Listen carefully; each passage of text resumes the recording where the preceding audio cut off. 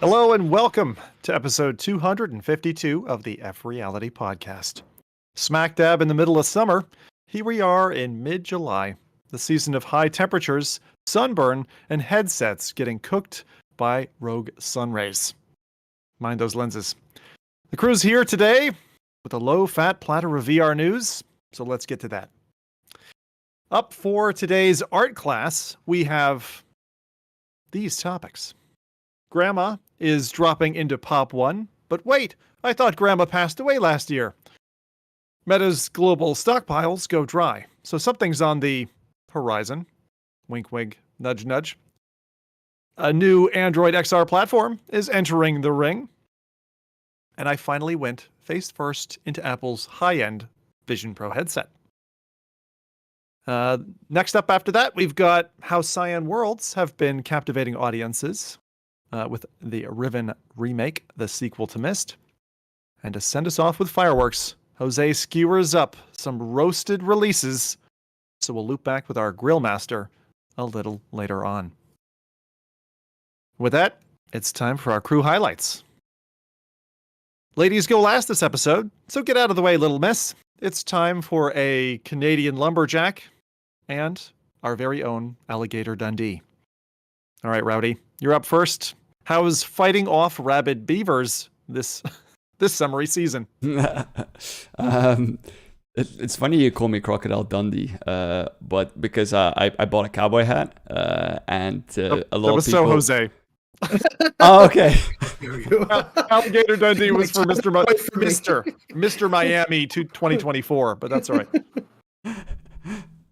I thought the Canadian lumberjack was meant for me. That is why I went with it. Oh, so Canadian lumberjack was for you. Yes, the Alligator Dundee was for Jose. So, oh, okay. Continue with your story. I'm both. A lot of people have said that I look like Alligator Dundee when I wear it, so I'm gonna return it back to Amazon. Oh, really? No. I'm joking. But no, it's been great over here. Like the weather has turned around a little bit. There's a festival going on as well, which is the greatest or the world's largest or greatest. I forgot what it used to be. Largest, maybe not anymore, but maybe they call it just greatest now.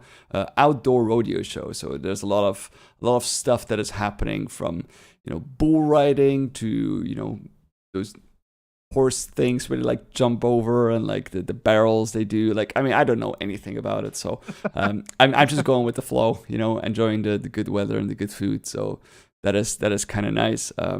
Though the thing that I wanted to talk about this, and it's funny because I'm gonna mention it first, and Zim, I want you to like look it up. I'm gonna see if you figure out why I'm asking you to look it up, because it has to do not with the movie that I'm about to mention. It has nothing to do with the plot or something, but it's just has something funny about it, which in the intro immediately was like, I'm gonna ask Zim about this. The movie is called Atlas. It's on Netflix right now.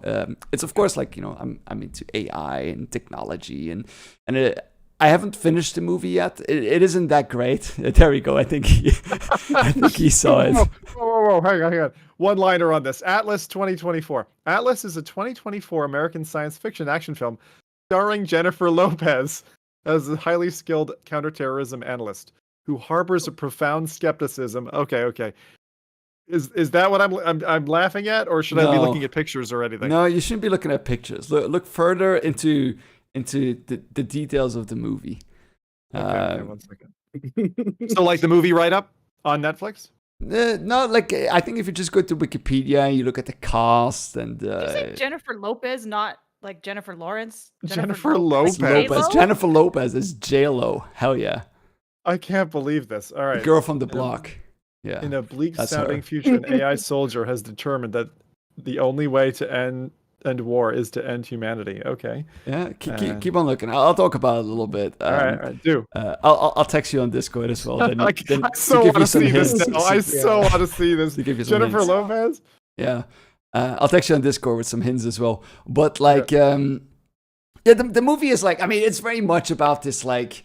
AI has taken over, and like it's very much like because they even put Jeffrey Hinton, which is kind of like the godfather of AI. He's actually from Edmonton from Alberta, Canada, and they mention him where they say like, is this you saw it? I saw it. Yeah, Okay. yeah. What? I know this one. I directed this film.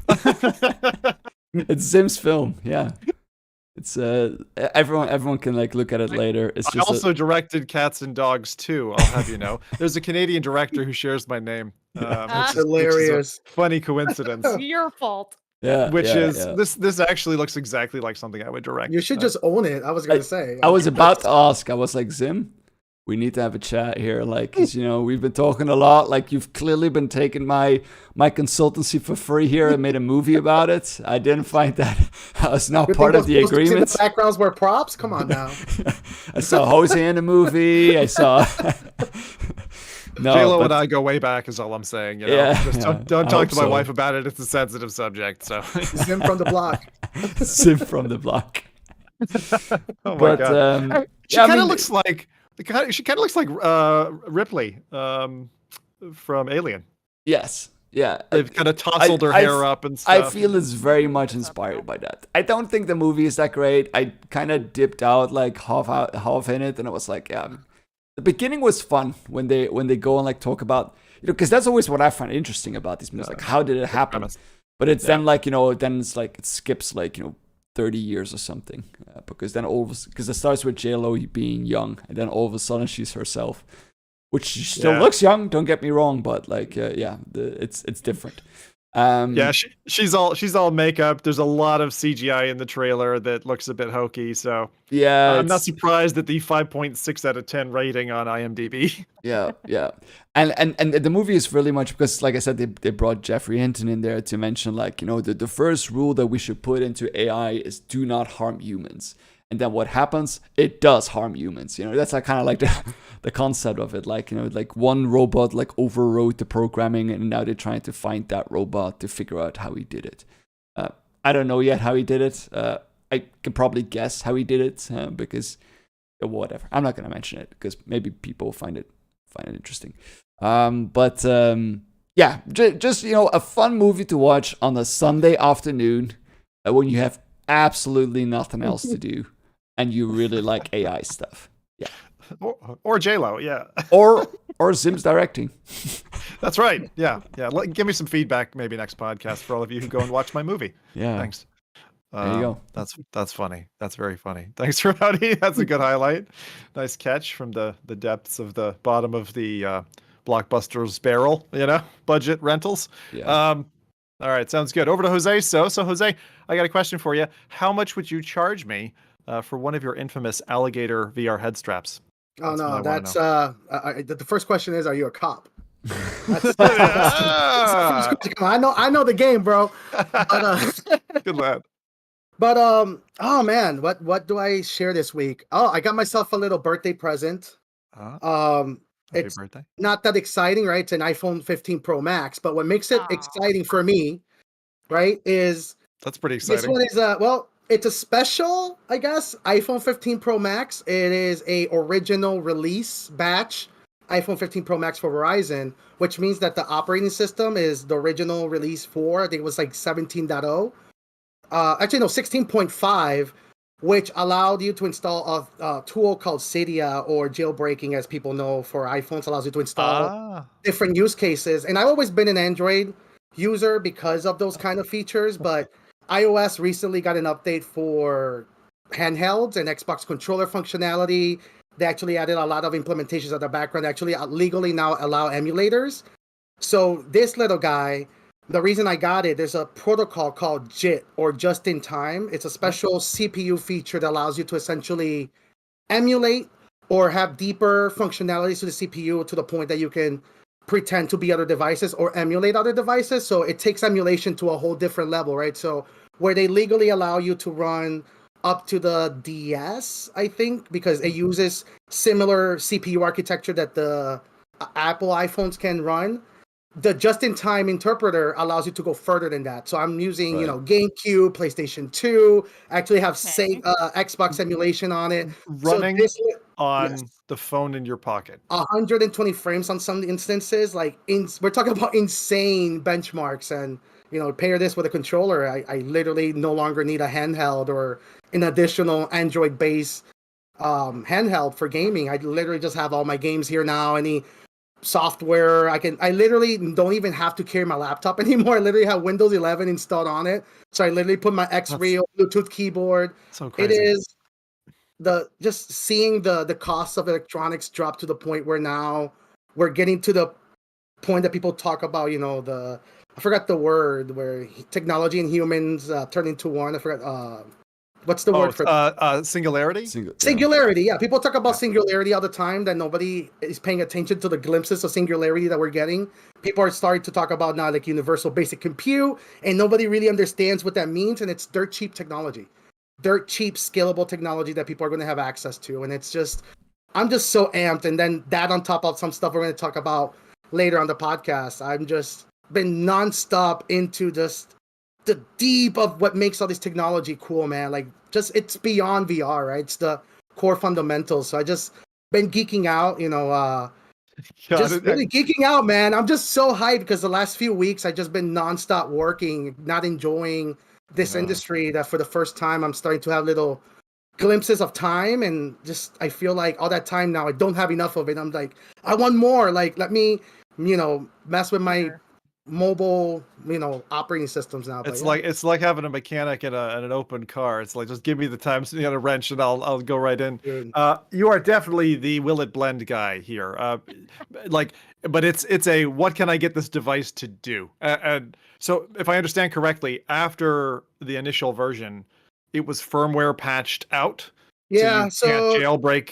Correct. So that's why you need the earlier edition of this. Yeah. So JIT is a protocol that Apple is very much against, because you can imagine if you can emulate different devices, or you can spoof other hardware, or replicate their functionalities, you kind of lose.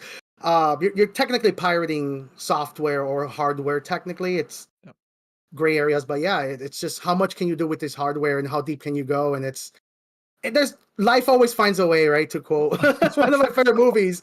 I love the Jurassic Park quote. Yeah, literally.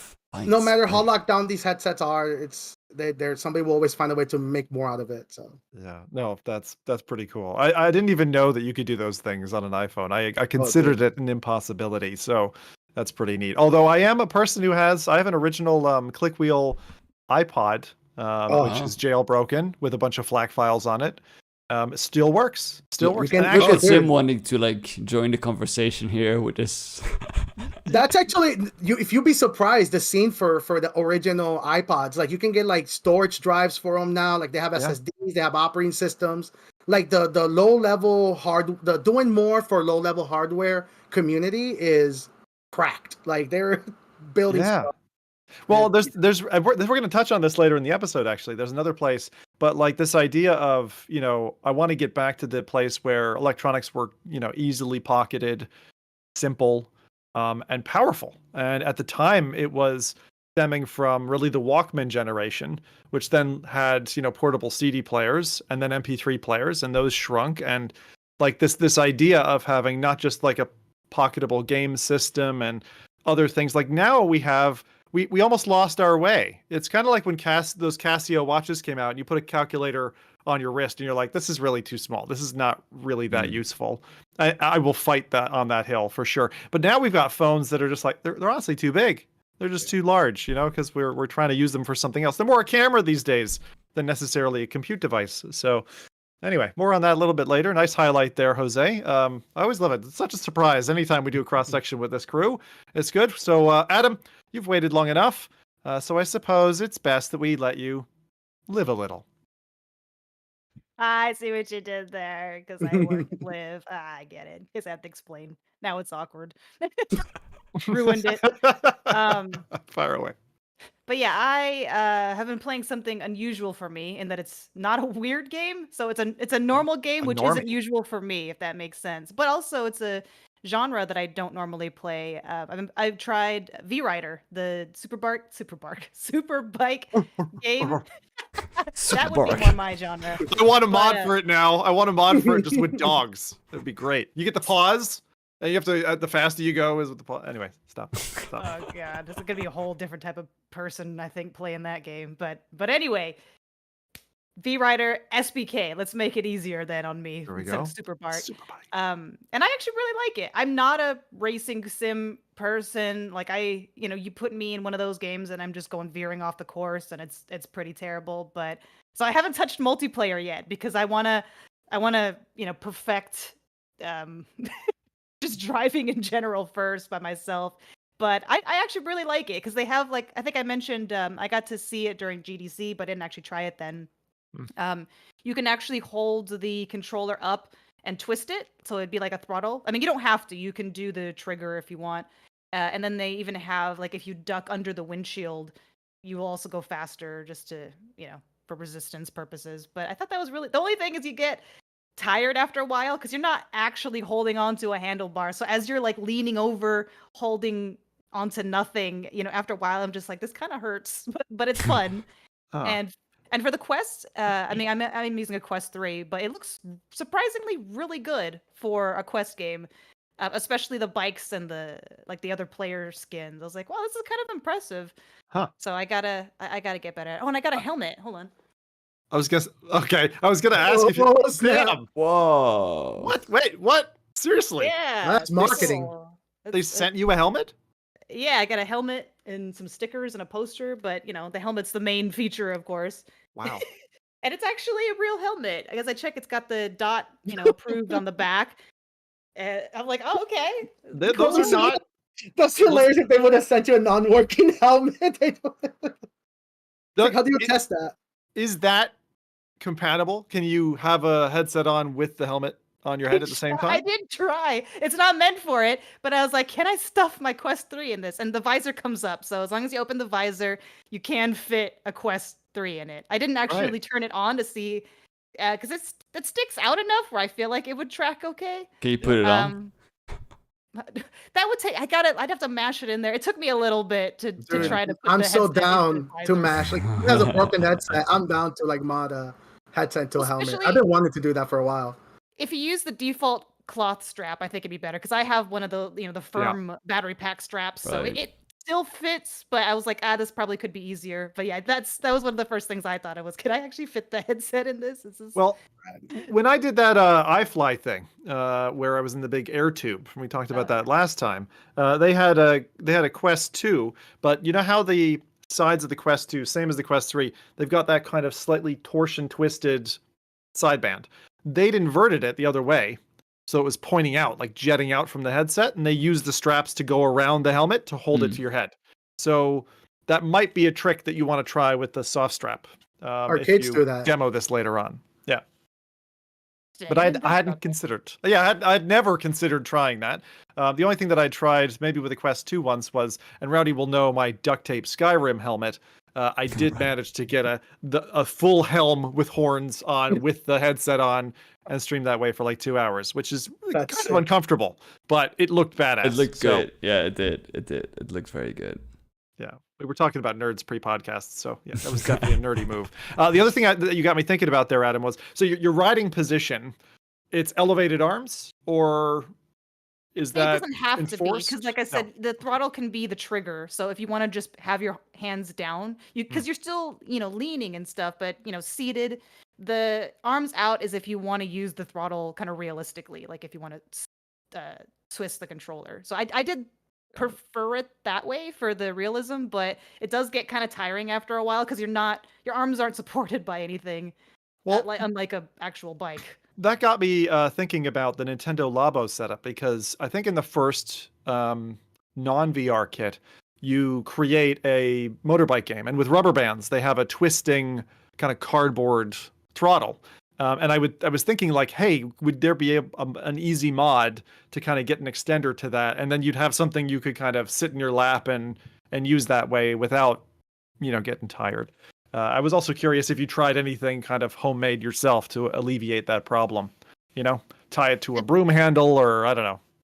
At a GDC, they were showing off something that they were working on. I don't know if they're how what the development process is now, but it's like it's like a mount for it's like a T essentially that swivels. So they have the controllers attached to the ends of the T, so you could still lean and stuff.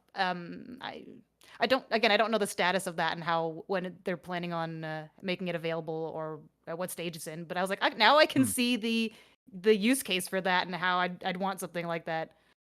Would you purchase something like that? Right. Tough. I'm not as hardcore of a sim person, but if I was like, damn, this game is going to be my thing for a while, then I would. But I'm just not quite enough of a sim person to do that, because that would be. Also, I don't know other bike related games out there, like versus there really are. Racing rig. You could use that for multiple games. This one would be, I guess, just for that one.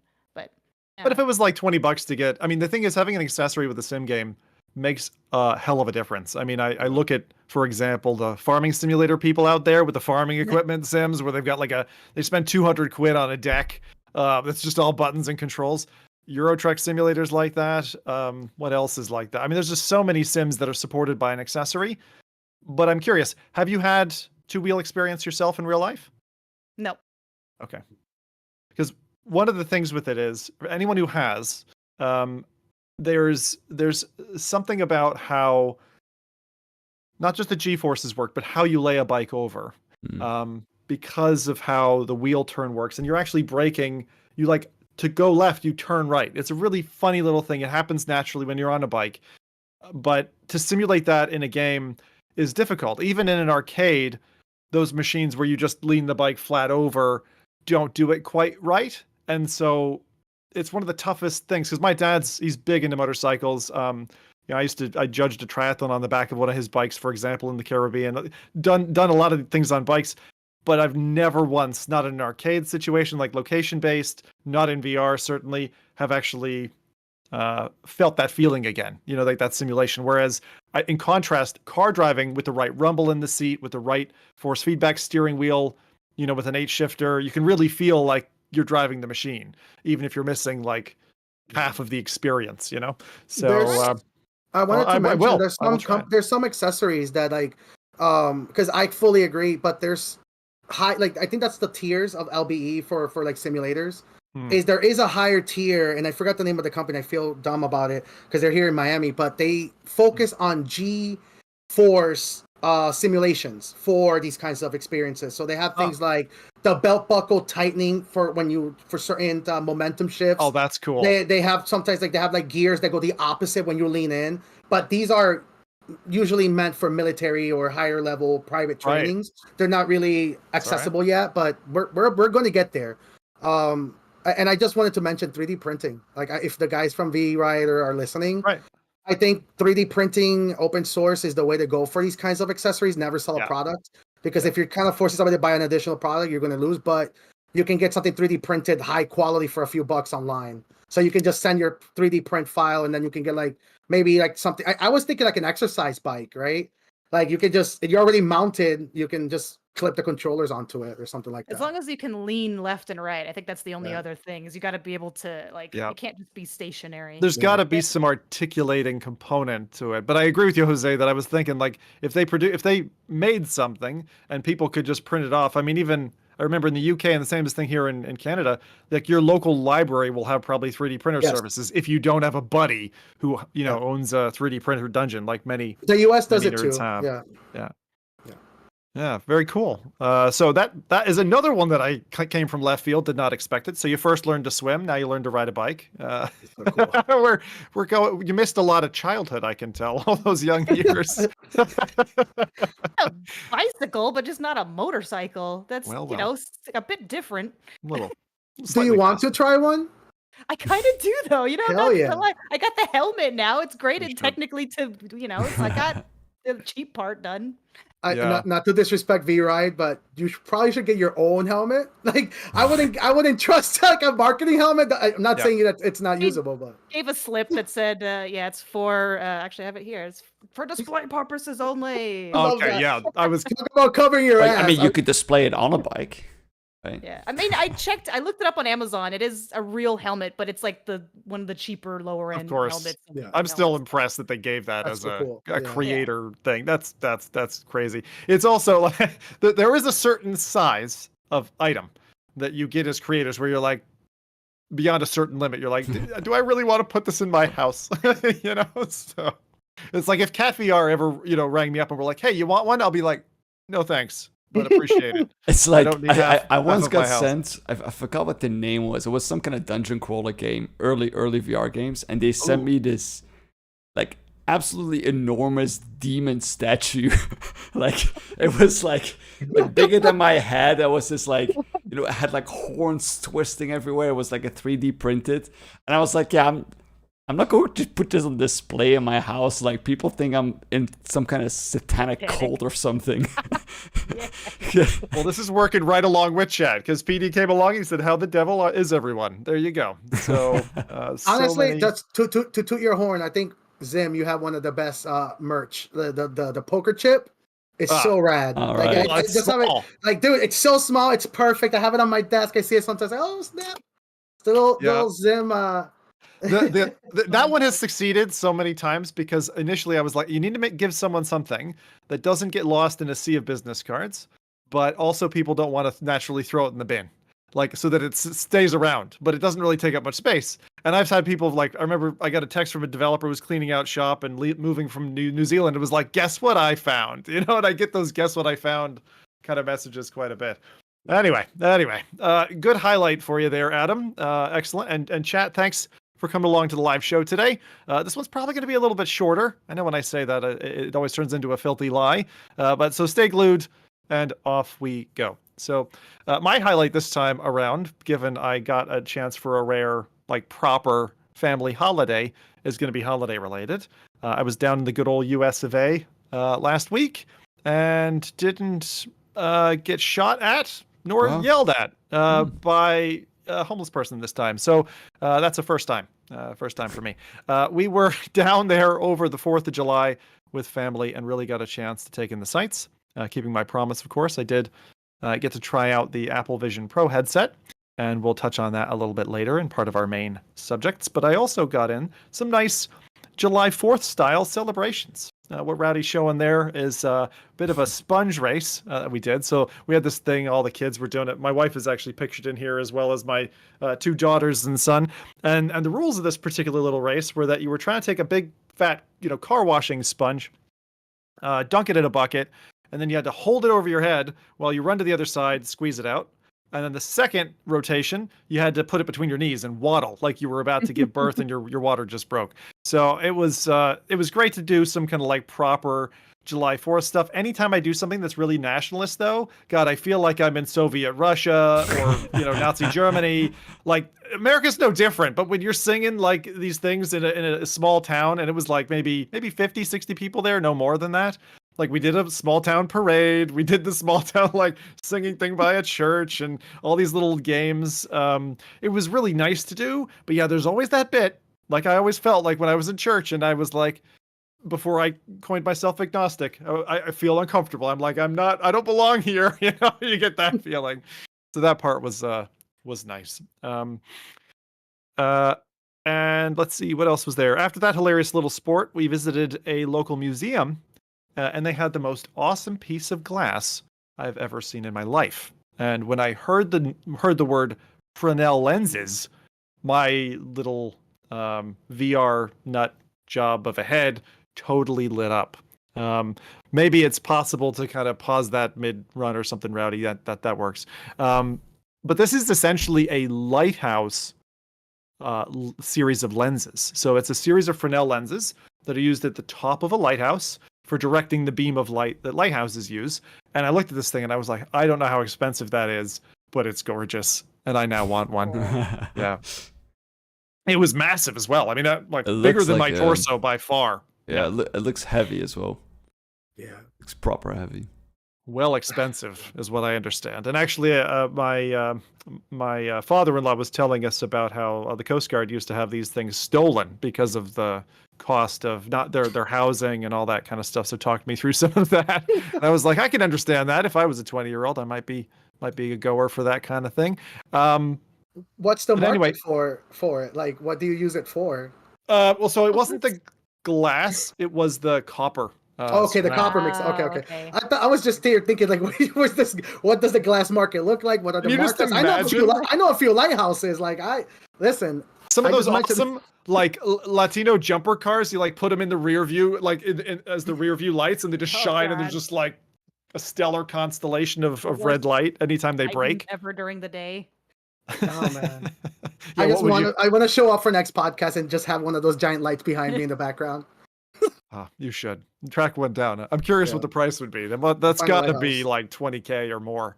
I know a few of the lighthouses, so that was really impressive. And then later on that night, we actually got to see the fireworks. Of course, you do if you're there for July 4th. But I want to show you some stupid stuff here that my European friends will chortle at and maybe choke on. So part one, which Rowdy's going to show, is a parking lot fireworks display. So after the fireworks properly went off, there were some guys, you know the types, proper bros, hanging out in a parking lot, shirtless, lighting off fireworks. And I'm there with my little Meta Ray-Ban sunglasses recording this thing. And they're spraying fireworks at each other. And I'm going, someone's going to a burn ward pretty soon here. Only so this is boys in every country. So my God. Yes, but this is, you'll see in a minute. It gets a bit exciting. So they started off just kind of jumping over fireworks and spraying them at each other. And then it got a little bit hostile, and I thought there was going to be like a fight breakout. And I'm always nervous in the States because I'm like, when shit starts going down, it's like someone pulls a gun out. Thankfully, well, that's my question. Did you like? I understand you're like a reasonable distance away, but did you have like does the light of the recording, is that obvious? I don't think it was, because I was in a car and I was kind of behind the scenes, but I would say at nighttime it would be obvious enough if someone So in the second video, that's some heavy cop energy, bro. It is. If I saw that, like, I will be hostile. I love you. Yo, you're recording me filming crimes, bro. Like, what do you do? And you're just standing there with the little light on with your glasses, like. I'm just trying to have a family day. That's how it felt. So this guy, because I didn't know what was going on. I was just like, we were sitting a couple rows back and we're like watching this going. And so I'm like, I get my head out the window and this guy starts getting chased by this other fella. And this other fella looks like a complete nut job, right? But as he comes back to my car, you'll see he's spraying fireworks stuff at me. So maybe he saw me. So I started to take off and get the heck out of there. I love how you like. You look like a cop, bro. You look like a cop, and you're holding. You picked your head out with this little light, like the Terminator. No. Not only is he wearing a light, like he's wearing literally sunglasses in a car at night. Are you wearing black? He's probably waiting for the whoop whoop. Oh man, that's so funny. Oh man. Anyway, so that was like my own personal crazy TikTok video in person with my wife and my kids in the back. Very safe. So as I said, I wasn't gonna bring you a zip lining like Adam does, but I brought you my own personal. I brought you recorded crimes. The real America. We're like in a really hostile environment like New York City or something like that. That's actually what I worry a lot about those glasses is like, someone taking it the wrong way and deciding that that's a very good point, Jose. Like what happens if someone thinks like something shady's going down, you happen to go around the corner, they know what they are, right? Or they realize it dawns on them what they are. You could put yourself in harm's way as a result, right? And you're like, you didn't record. Even just Karens. I saw a poor guy on Reddit. He was like, there was some kind of celebration in my town. There was a water feature and kids were playing around. And some mom comes up and like called me a pervert because she saw the recording light on and stuff. And I'm like, oh, that sucks. You know, someone just. I don't think a pervert will announce people they're recording. But if you say that as a response, I think it'll be worse. It's like, I'm not a pervert. You're aware that I'm recording. Like. Yeah, I mean, something if I was a pervert, I definitely wouldn't be filming you. Exactly, that's exactly what a pervert would say. Speaking of perversion, when I got the Meta glasses again and I realized they were infused with AI, one of the things I was thinking about doing, which I haven't done yet, but it's a kind of Zim experiment, was like, what if I look at myself in the mirror completely butt naked and I go, hey Meta, take a look and what do you see, and have it explain? I was a little nervous of what the results might be, but I was like, will Meta allow it or does it block it? I wonder if anyone out there has done this test already. So you haven't done this. I have not yet. He has live streamed it, but he hasn't. Only for strangers, not for Meta. That's right. That's right. So one other little thing I would just say. So it was like 30 hours of driving. It was pretty crazy to get down there and back. But on the way home, we crossed this big arch, this big arching bridge. It felt like, kind of felt like in a car, like the car version of a roller coaster ride where you're like clinking up of it and then you go down and my kids were like, yay. And I was like, this is a little bit daunting. But it was in an area called 1000 Islands, which was a really weird place name. I was like, hang on a second. So while I was driving, I asked my smart glasses, I said, hey Meta, is the area 1000 Islands the origin for Thousand Island dressing? And it confirmed it. It is. It happens to be. So Canadians invented Thousand Island dressing. I didn't know it. And honestly, the area around Thousand Islands is very, very pretty. It's like a bunch of little islands and there's all forest trees, lakeside stuff. So I'll be going back there some point. But there you go. Now you learned about dressing on this VR podcast. The final point I wanted to mention is because I'm falling in love with these glasses is those Ray-Ban glasses have become my buddy, which is weird. It's a really weird thing to admit, but when I'm walking the dog, for example, now that I've got like mobile data on my phone or whatever, and I can just talk to them kind of at will. First off, I set them to a British accent because I find that less grating than the Americans. Sorry, Yanks, but that's true for me. Fully agree. If I'm going to have an assistant, it better be British. Right, exactly. Come on, Jeeves. Yeah.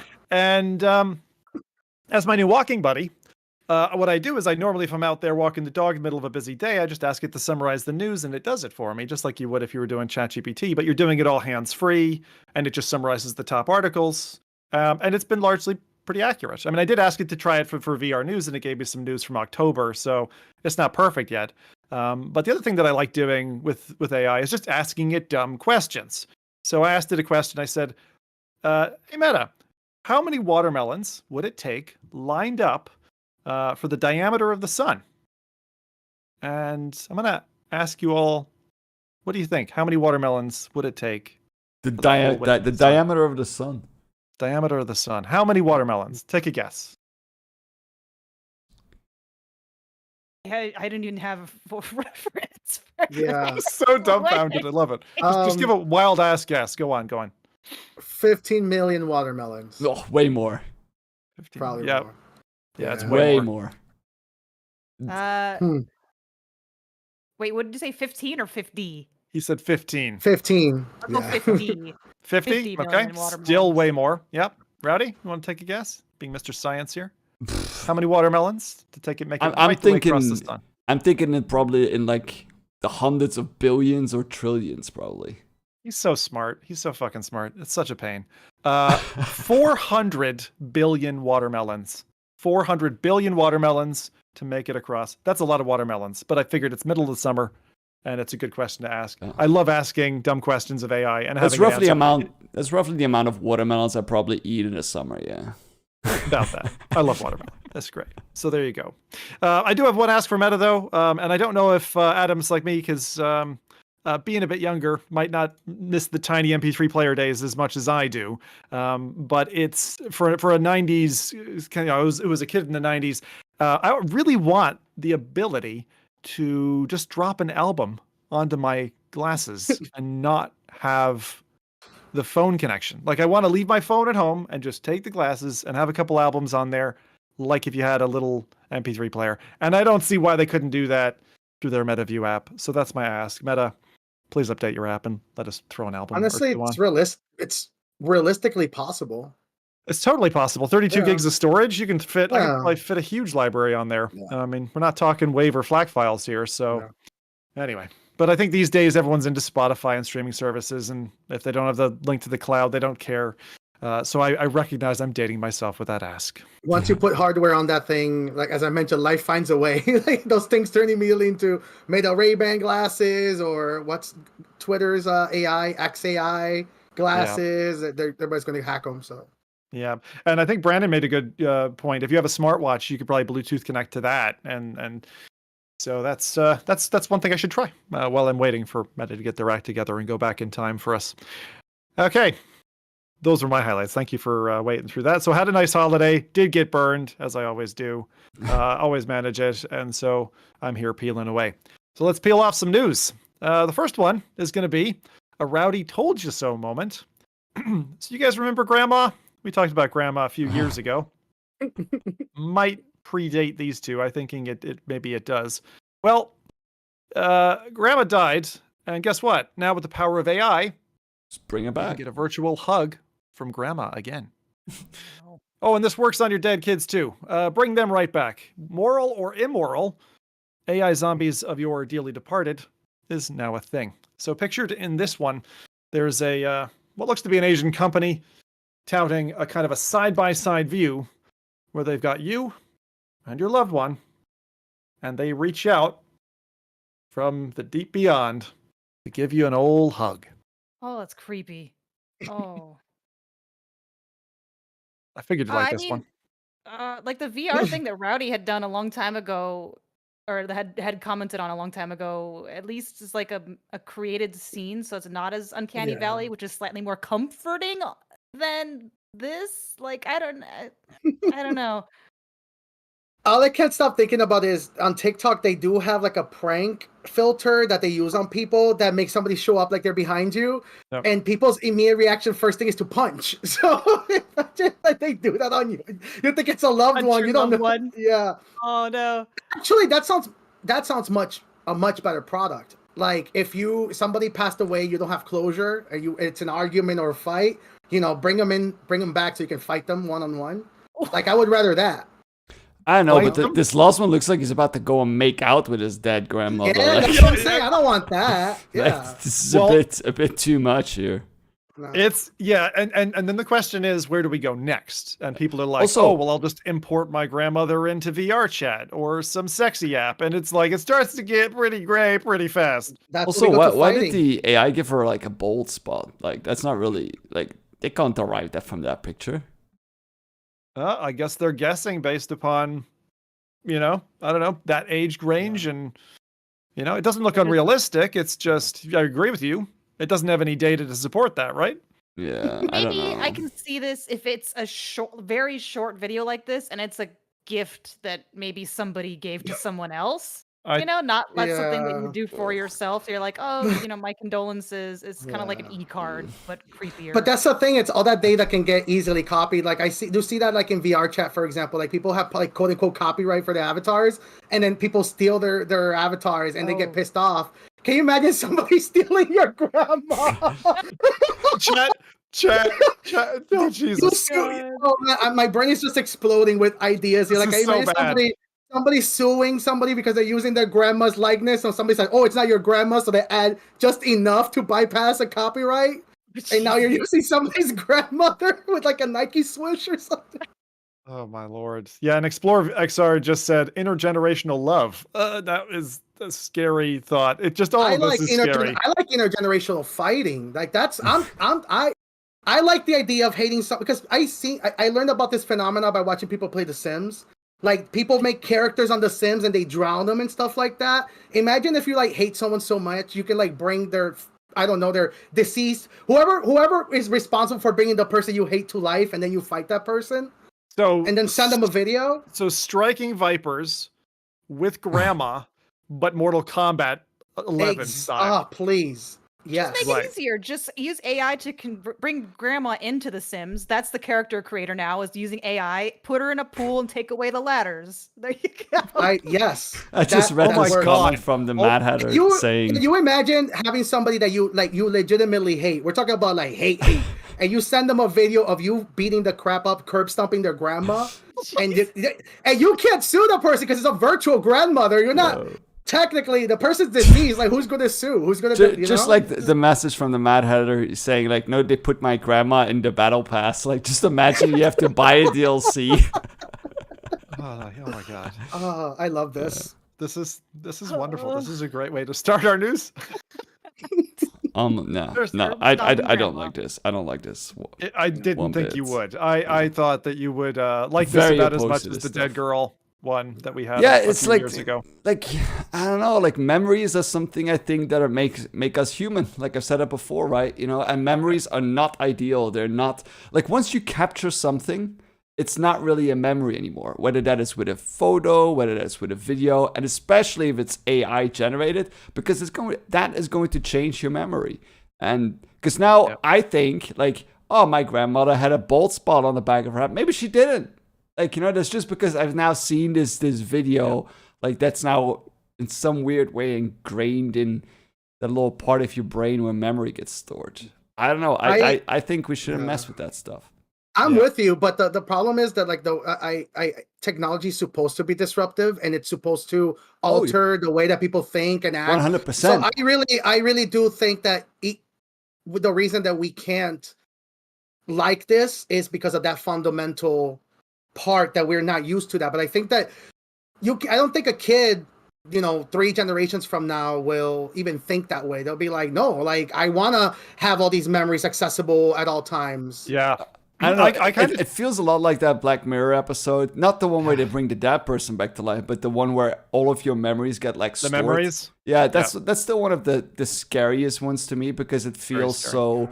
And it's exactly what you say. Like, this is like something that happens kind of slow, and you kind of just like social media, like if you would have asked a person like 50 years ago, would you sign away all of your privacy, in order to, be able to put it online? I would say heck no, like hell no. But it's like this gradual process where like steps happen and people are willing to give up that, those fundamental things in order to get a little bit more of comfort, a little bit more of, and I just find that scary, and it is disruptive, but I find it disruptive in a way that I don't like it, because I think that those core things that make us humans, I think memory is a part of that, and maybe I don't think memory of the death of humanity. Yeah, I think that the fleetingness of it, that a memory can disappear with age or with, like time, like that's what makes it special. And storing it kind of takes that a little bit away. And the part that probably intimidates me the most, Rowdy, which we saw when in the 30 and 40 series NVIDIA GPUs, when they started to bring in kind of an AI engine, where they're essentially doing, I'll use an older reference, like a DVD to Blu-ray upscale. And there's loss, right? It's not perfect. It's guesstimating based upon what it knows. Like that bald spot that you're pointing out. It doesn't know what's back there. No. It's just using the information it has to hand to kind of fill in the blanks. And the problem is the thing that's the fill in the blanks starts to become the truth over time. Exactly. Yeah. And with the biasing of these algorithms, there's danger actually in that. For anyone who gets marginalized by the algorithm, there's definitely a threat there. So anyway, very funny thing to laugh at, kind of shocking thing to recognize that now you can get a hug from someone who's passed away. Where this goes next is definitely intimidating. I don't know if it was Adam or Jose who mentioned it, but the Sims idea, as a day one Sims adopter, bought the game, love Will Wright's kind of Simmy creations, hate their DLC setup, which is just crazy, huge cash cow for Maxis. I would still love to have some real life people in a Sims game, and man, I would do awful things to them. Terrible. And I would love it. I think that sounds amazing. So I don't know. Maybe importing Jose's grandma isn't such a bad thing. Oh, dude, there's a few. We'll do a grandma swap. I'll take her on. We'll swap. Yeah. We'll swap grandmas. Yeah. And then after I build the house and I drown them in the pools and bring them back to life or whatever, you can come in and just beat them up. You go for everyone who just joined, I just would like to apologize. Virtual Coliseum. I do not agree with these statements. I mean, if you had a choice, either making them very emotional, deep connections, or fighting, which one would you choose? I wouldn't. I just said that I don't like the idea of it at all. Well, you gotta pick one. It's like pick one. Desserts. I gotta pick cake anything. or the brownie. Cake or the brownie. One. Grandma swap. Oh yeah, sounds good. All right. Well, anyway, chalk that one down to something that we didn't expect on our 2014 bingo card, and let's move to the next one. Well, there's a game on the way, and this is something that was kind of recently announced. End Dreams are bringing I'll call it a teen-focused FPS called Friendzies. Friendzies obviously being a derivative of Friends, to the market soon. And it strongly reminds me of Solaris, which was from First Contact Entertainment, and unfortunately didn't do very well for them. Fast-paced first-person shooter. In terms of their pedigree, Endreams are citing Unreal Tournament as an inspiration for the game, but it's another multiplayer shooter, so what makes it different? Well, they have some randomization that's thrown in round to round, I understand, that might just be enough spice to entice someone like me to play. Definitely an FPS vet and still like it. I know it's pretty overcrowded, I would say, as a genre in VR. Shooters are, there's hundreds of them at this point. But they've got zip lines, varying weapons, and kind of a Squid Game style appearance. I think this one might land pretty well, particularly in the fact that it seems to be targeting, say, teens and 20s, which I think is the right market if you want to be successful in VR today. So, interesting. Anyone got thoughts on that one? I don't know if I gave you the trailer for that. I did. Yeah, I'm having an issue here with showing it, but I'm fixing it. I think the problem with a lot of the shooters in VR today is they're all like military tactical style. There's not a lot of like fun fantasy shooter. I mean, there are some, but then there may be like Overwatchy. You know what I mean? Yeah. Yeah. So that's why this one maybe appeals to me a bit more because it's less like serious or maybe I don't know. It's hard to say. We didn't get that much information yet, but I'd try it. Exactly. Well, it looks all colorful. So, Rowdy, when you're able to run the trailer, just run it. It's fine. Yeah. That'll be used later. I'll talk about something now that doesn't require any links or videos, so that helps you. So next, let me address the virtual Torontonian elephant in the room. This was VRTO week, and despite covering VRTO in the last 2 years, I had to take an arrow to the knee and play Skyrim instead. Okay, just kidding. I didn't play Skyrim, but I did have to work, and because of a bunch of mournful reasons, I didn't have any more vacation to burn to take off, because it happens midweek. So I didn't get a chance to go, and the problem is that VRTO is one of those very few conferences that you really have to be at to glean any useful coverage from them. Like, it's always these little things, these notions, ideas, leap forward with AI and things like that, integrating with games. So I hope to attend next year. Sorry for not being able to cover or represent our Toronto colors here. But I will be at Connect in California later on. I did, save some time specifically for that because I knew that was something and when it was going to be happening. I also hope to be attending Fivers, which is a related event that usually happens around about October time. So, Rowdy, I see you're showing off the zip lines and the kind of gunplay there. Looks cool. Yeah, so I like the name. I would say that the name really stood out to me. Friendzies sounds like a name that would stick. And the kind of, again, it's got a Squid Game kind of look to it, in my opinion. Yeah. What I never understood about VR guns and shooters specifically is that the guns always look like they're dual held guns, but you're holding it with one gun. So you're just holding this giant overarching weapon that just looks very floaty. It's like, if you are doing that, just create guns that are unique to this world, right? Like I feel like Splatoon with Nintendo, they had like the Squid Ink, and there's a lot. I remember there was one that you can punch fists in the they're like rubber bands or something like that to your hands. I feel like they can do so much experimentation with that. Don't make them look like guns that you clearly can't hold with one hand. Exactly. That frustrates the hell out of me in various games. Actually, Solaris had that problem, the handedness, where actually when they started off, the hands were glued together, even though you were shooting them one-handed. It appeared you had the inverse kinematic arm coming out or whatever, and they inevitably 4 months later lets you separate them. Anyway, the whole Solaris story is a heartache for me because I really feel like that game deserved better. It was an excellent game as a Quake player. I agree. Just didn't land, and Pop One came in then and mopped up and just killed it. Really. So that is those two. Let's go ahead and move on to a little bit of Quest news then with Meta. So Meta's website, Amazon, Best Buy, and other suppliers have sold out totally of Quest 2s. This isn't something that I remember us hearing from Meta saying, hey, we're closing in on the end of supply. Obviously, they were marked down. They were a very popular headset given their price point. And in some jurisdictions, there are now even sales on Quest 3 as kind of a softener and a promo for people to help convert upwards. In the past, stock going out has meant that Meta have another card to pull from their wallet shortly thereafter, usually a month or 2 months after we get some new hardware to kind of fill in the gap. So perhaps it won't be long before the much rumored and leaked Quest 3S or whatever that product is inevitably named lands for a cheaper price to fill in where the Quest 3 is, than what the Quest 3 is sold for today. So that's what it looks like, I wanted to add, because that's something that I see a lot, and this is like, don't take it as gospel. Yep. But the conversations I'm having behind the scenes with our suppliers, the Quest 3 128 gigabyte seems to potentially be also getting discontinued. I actually got the last one of the last official batches of Quest 2s from the factory, and I spoke to some supply chain guys, and they told me, hey, the Quest 2 is completely, we're never getting them again, so we're actually selling you the last batch, and there was a limit too. That's cool. So they I think they had like, for private sector up to 10 devices, for personal up to 2. So if you're a consumer, you can only buy up to 2 Quest 2s, and they sold me the last 30 because they were like just not expecting any more Quest 2s at all.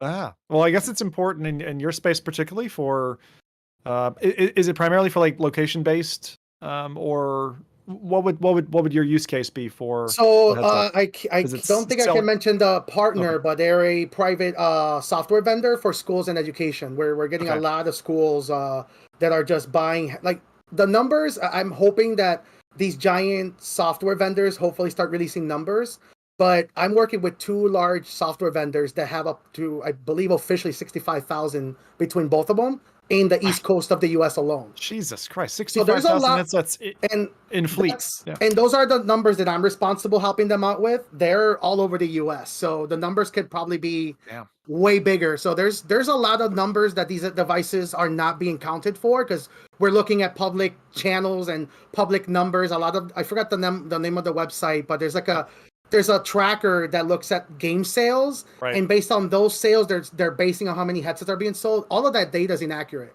Yeah, because some of these companies they're interpolated, and yeah, I'm hoping that Steam VR did something similar, where they eventually updated Steam VR to report directly into Steam, rather than having Steam VR report to Steam and then Steam report, because some people were using Steam VR outside of Steam, and when that happened, you saw PC VR just skyrocket instantly.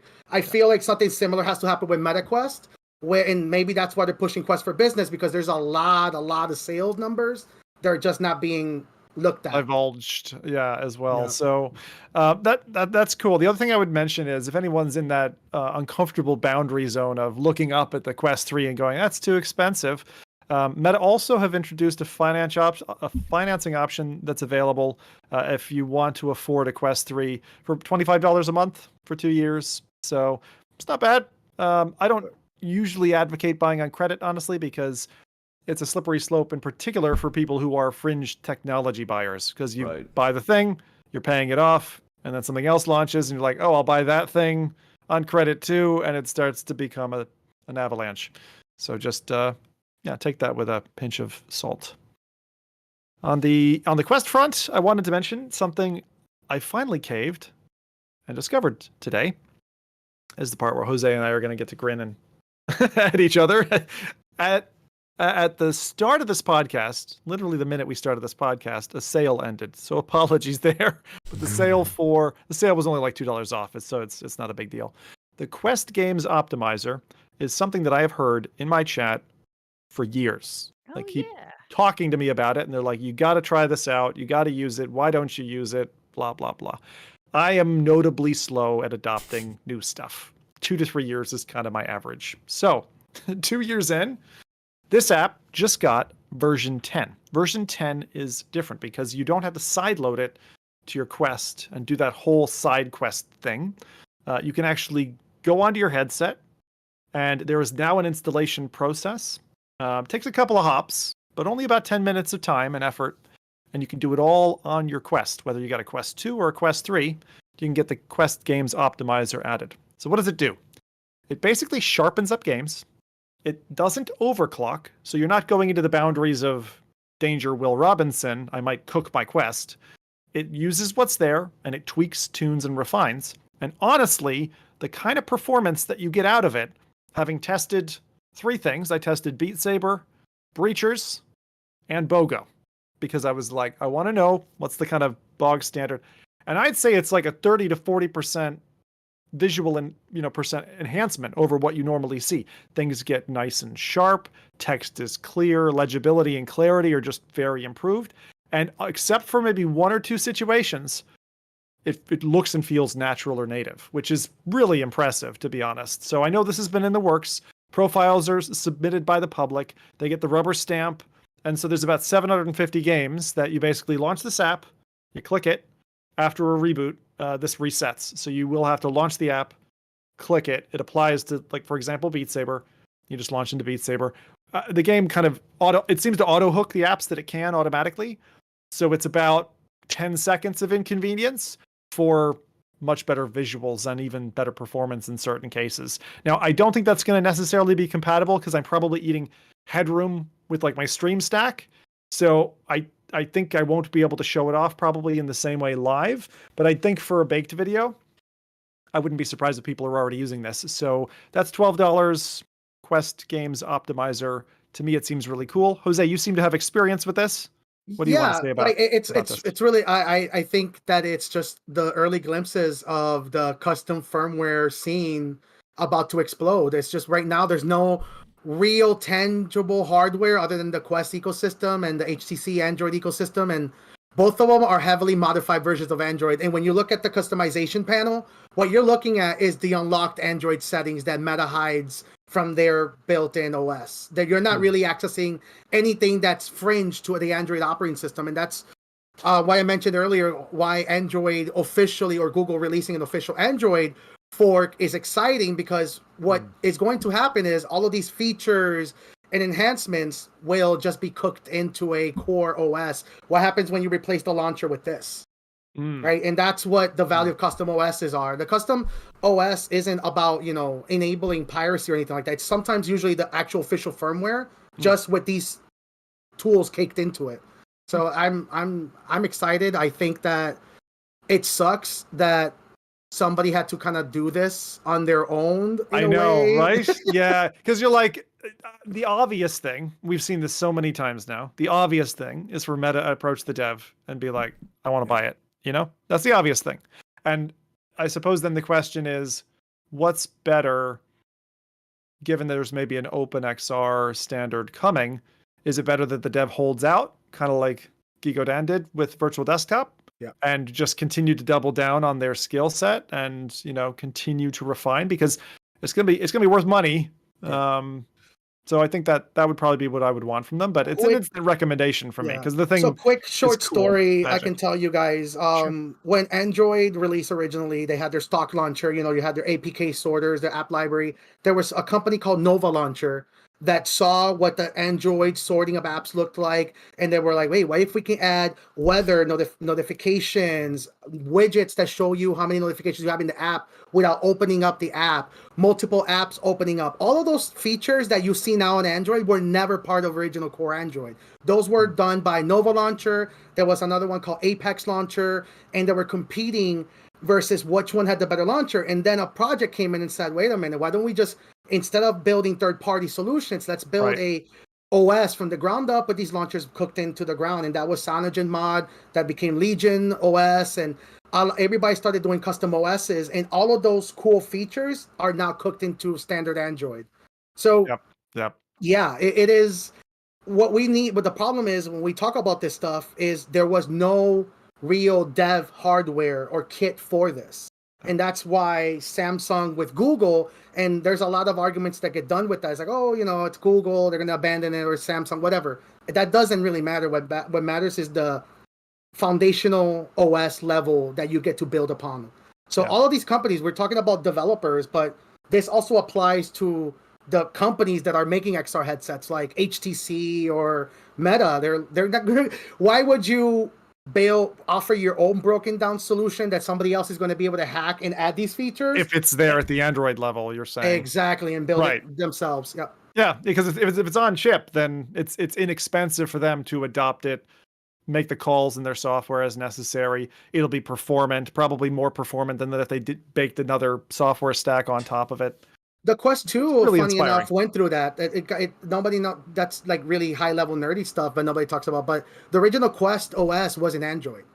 It eventually got changed to Android. There was an update that firmware flashed. Yes, 100%. I didn't know that. Okay, yeah, that's inside baseball. I think I don't even know if the original Quest 1 released with it, but yes, the one that I got to test around before the original release was not Android based.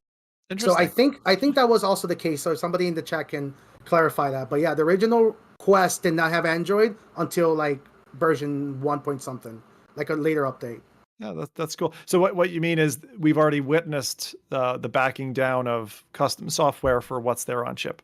Yes. Yeah. It's Meta specifically originally wanted to make their own OS and decided to go with Android. I think that was a John Carmack decision. One of the reasons why I personally disagree with John Carmack the most. I think they should have doubled down on their own OS and look at where they are now. So, don't worry. We can just get an AI scan of Carmack and you can beat him up. Okay. There we go. I'm ready. Or his grandma. Whoever wants to take it on. I'm kidding. Whatever woman birthed the person who birthed John, it's got to be a hard one. I'm thinking. Yeah. Disrespect. His grandma probably gonna kick the shit out of you. Yeah. All right. I don't want that karma on me. So this one about Quest Games Optimizer, for me is one of those, you guys told me so, and now I'm listening, and yes, it's really rad. So sorry we couldn't get to you in time for me to kind of advertise the sale, but for $12, those extra $2 are going to good use, I think. 10 minutes to set it up. It was pretty straightforward, and I'll tell you, a tear came to my eye when I saw BOGO in high definition. It was really cool. I'm like, oh man, I was like cleaning the dust off of them, and I'm like, oh damn, this is really sick. This is really cool. So I'm going to be trying a whole host of different games just to see what that does. Even Asgard's Wrath 2, I'm really curious if it offers any performance lift on top of the performance gains we had in more recent patches earlier this year. So there's that one. Oh, I forgot to mention one thing that's really important to me. Those bloody meta home environments, right? Those are improved by this as well. So you're sitting there looking up at a palm tree. They've always seemed very unsharp and kind of low resolution. This brings them to like exactly what you want to see, like sharp and gorgeous and believable. And even the Sky Dome or the Skybox looks better. So when I saw that, that's what sold me on it. I was like, it's great for games, but if the always when I launch experience is improved, and again, reboots do reset this, but that's important to me. So I like that visual clarity and sharpness. Okay, so let's go ahead and segue straight into Android XR. So Samsung, Google, they're partnering to bring an XR platform in 2024. They're planning to announce and perhaps even drop the product later this year. It's great because there's a fair amount of mystery veiling this whole thing. Although we heard about this a couple of years ago, this intended partnership, and then things went a little bit quiet after Apple kind of brought, first announced and then brought their headset to market. And of course, for those who are, have been in this game long enough, Rowdy loves his Google Cardboard, of course, wraps his arms around it at night, tucks them in. And it's then got a little bit greasy, VR. But yeah. Well, it would with time. Jeez. And then there's the Gear VR, which Samsung brought out and had paired with phones, in various sales along the way. I still remember sitting in Casino VR and hearing the clickety-clack of those head-mounted controls coming through the microphones of other users, which was bloody annoying. So for those who went through the whole 3 degrees of freedom moment, we know that both Samsung and Google have a hand to play in this space. Now, on this partnership, I am most interested in particular. Jose, what insights do you have on this topic? Like, where do you think this is going next? Because I'm really curious. The insights I have is that they're very early. Really, really early. Like they actually just started, I think, last round of hirings for a appointed head of XR at Google. Cross Reality OS. It's an official fork by Android of the AOS P4 XR. It's going to look a lot closer to Android's tablet mode. Only difference is no wallpaper. It's just mixed reality. So if you use an Android tablet, the navigation bar at the bottom, you already have floating apps. Just imagine that with mixed reality, and you can get immediately an idea of what this will look like. Anything further than that, I can't talk about. Oh, that's fine. Yeah. When they say XR platform, this is more of a standard than a piece of hardware? Correct. This is Android. This is Android open source project with specific forks for XR implementation. So it's looking for gyroscope sensors, just similar sensors that are found in a headset, but in a mobile device, but with high resolutions and which is the most exciting part, and Samsung will probably talk a lot about that way better, is multitasking, right? This is a revisiting on how mobile multitasking is done. It's something that I preach about quite a bit on this podcast. It's the realities that these CPUs can really only run one task from an operating system perspective at a time. Right. And now even Meta is starting to reassess the multiple applications running at once, which is Windows, which is what the standard computer experience that we have. Now we're starting to, and the realities, people can argue, but the hardware wasn't there yet. So I think that's what's happening. I would tend to anticipate a similar architecture to what Apple has in their headset, where they're separating the sensor array chip from kind of the everything else. Would you expect similar? I hope so. I don't have confirmation on that. I fear that it's going to be a one single chip device, so it will never reach Apple Vision Pro performance levels, but you saw the Quest Games Optimizer. I think that's a good example of that, is people are going to find out cracked, inventive ways to do much more with this, pairing it with a processing puck. Valve, Steam Deck. Don't say the puck word. Yeah, pucks are coming. Like, there's no other way around it. No. But the cool thing about it is it might be just a mobile device.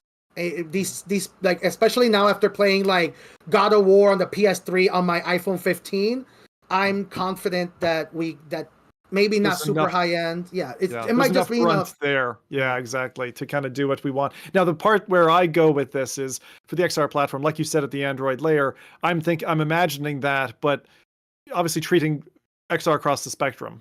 So, even if we get to the wearable eyeglasses with an kind of an AR or an MR interface, a HUD, you could still have a standard kind of stock Android treatment there in terms of your icons, your home screen. How that would function, I don't know. That's going to be the perfect baseline, because now think of all the features, enhancements. Quest Games Optimizer can just immediately you can on stock Android to say, instead of using this launcher, boot into this launcher. So now you have Quest Games Optimizer, and the exciting part is, like I mentioned, JIT on the Apple 15 Pro. Yep. On Android, JIT is fully embraced and supported. That's part of the open source or the openness of Android, is that those interpreter hoops that we have to go for an iPhone 15, they're usually enabled by default on Android. So there's a much higher scale of development for Android devices. And two, which nobody's talking about, is interpretation or emulation, which means if it's running similar CPU architecture, then that's going to open up if you legally purchase this on another headset, by law, you can run in another headset because it's your software. Interoperability. We're getting there. Yeah, it's going to be either forced, or a modding group is going to be like, hey, this is how you rip the game off your Quest 3 and run it on the Samsung headset, and this is how you legally do it, right? But that's going to, unfortunately, open up the pirating market, but let's be real, exists already. So exactly. It's computing history cyclical. No, it's very good. Okay, so either Adam or Rowdy, any thoughts on that and the partnership between Samsung and Google and what's coming next? Between those two, but I'm just thinking, like, man, I really want a mixed reality Pokemon Go. That'd be awesome. Like, I don't know. Niantic, come on, you're a big company. You can figure it out. Be one of the first, on this platform. So just, come on.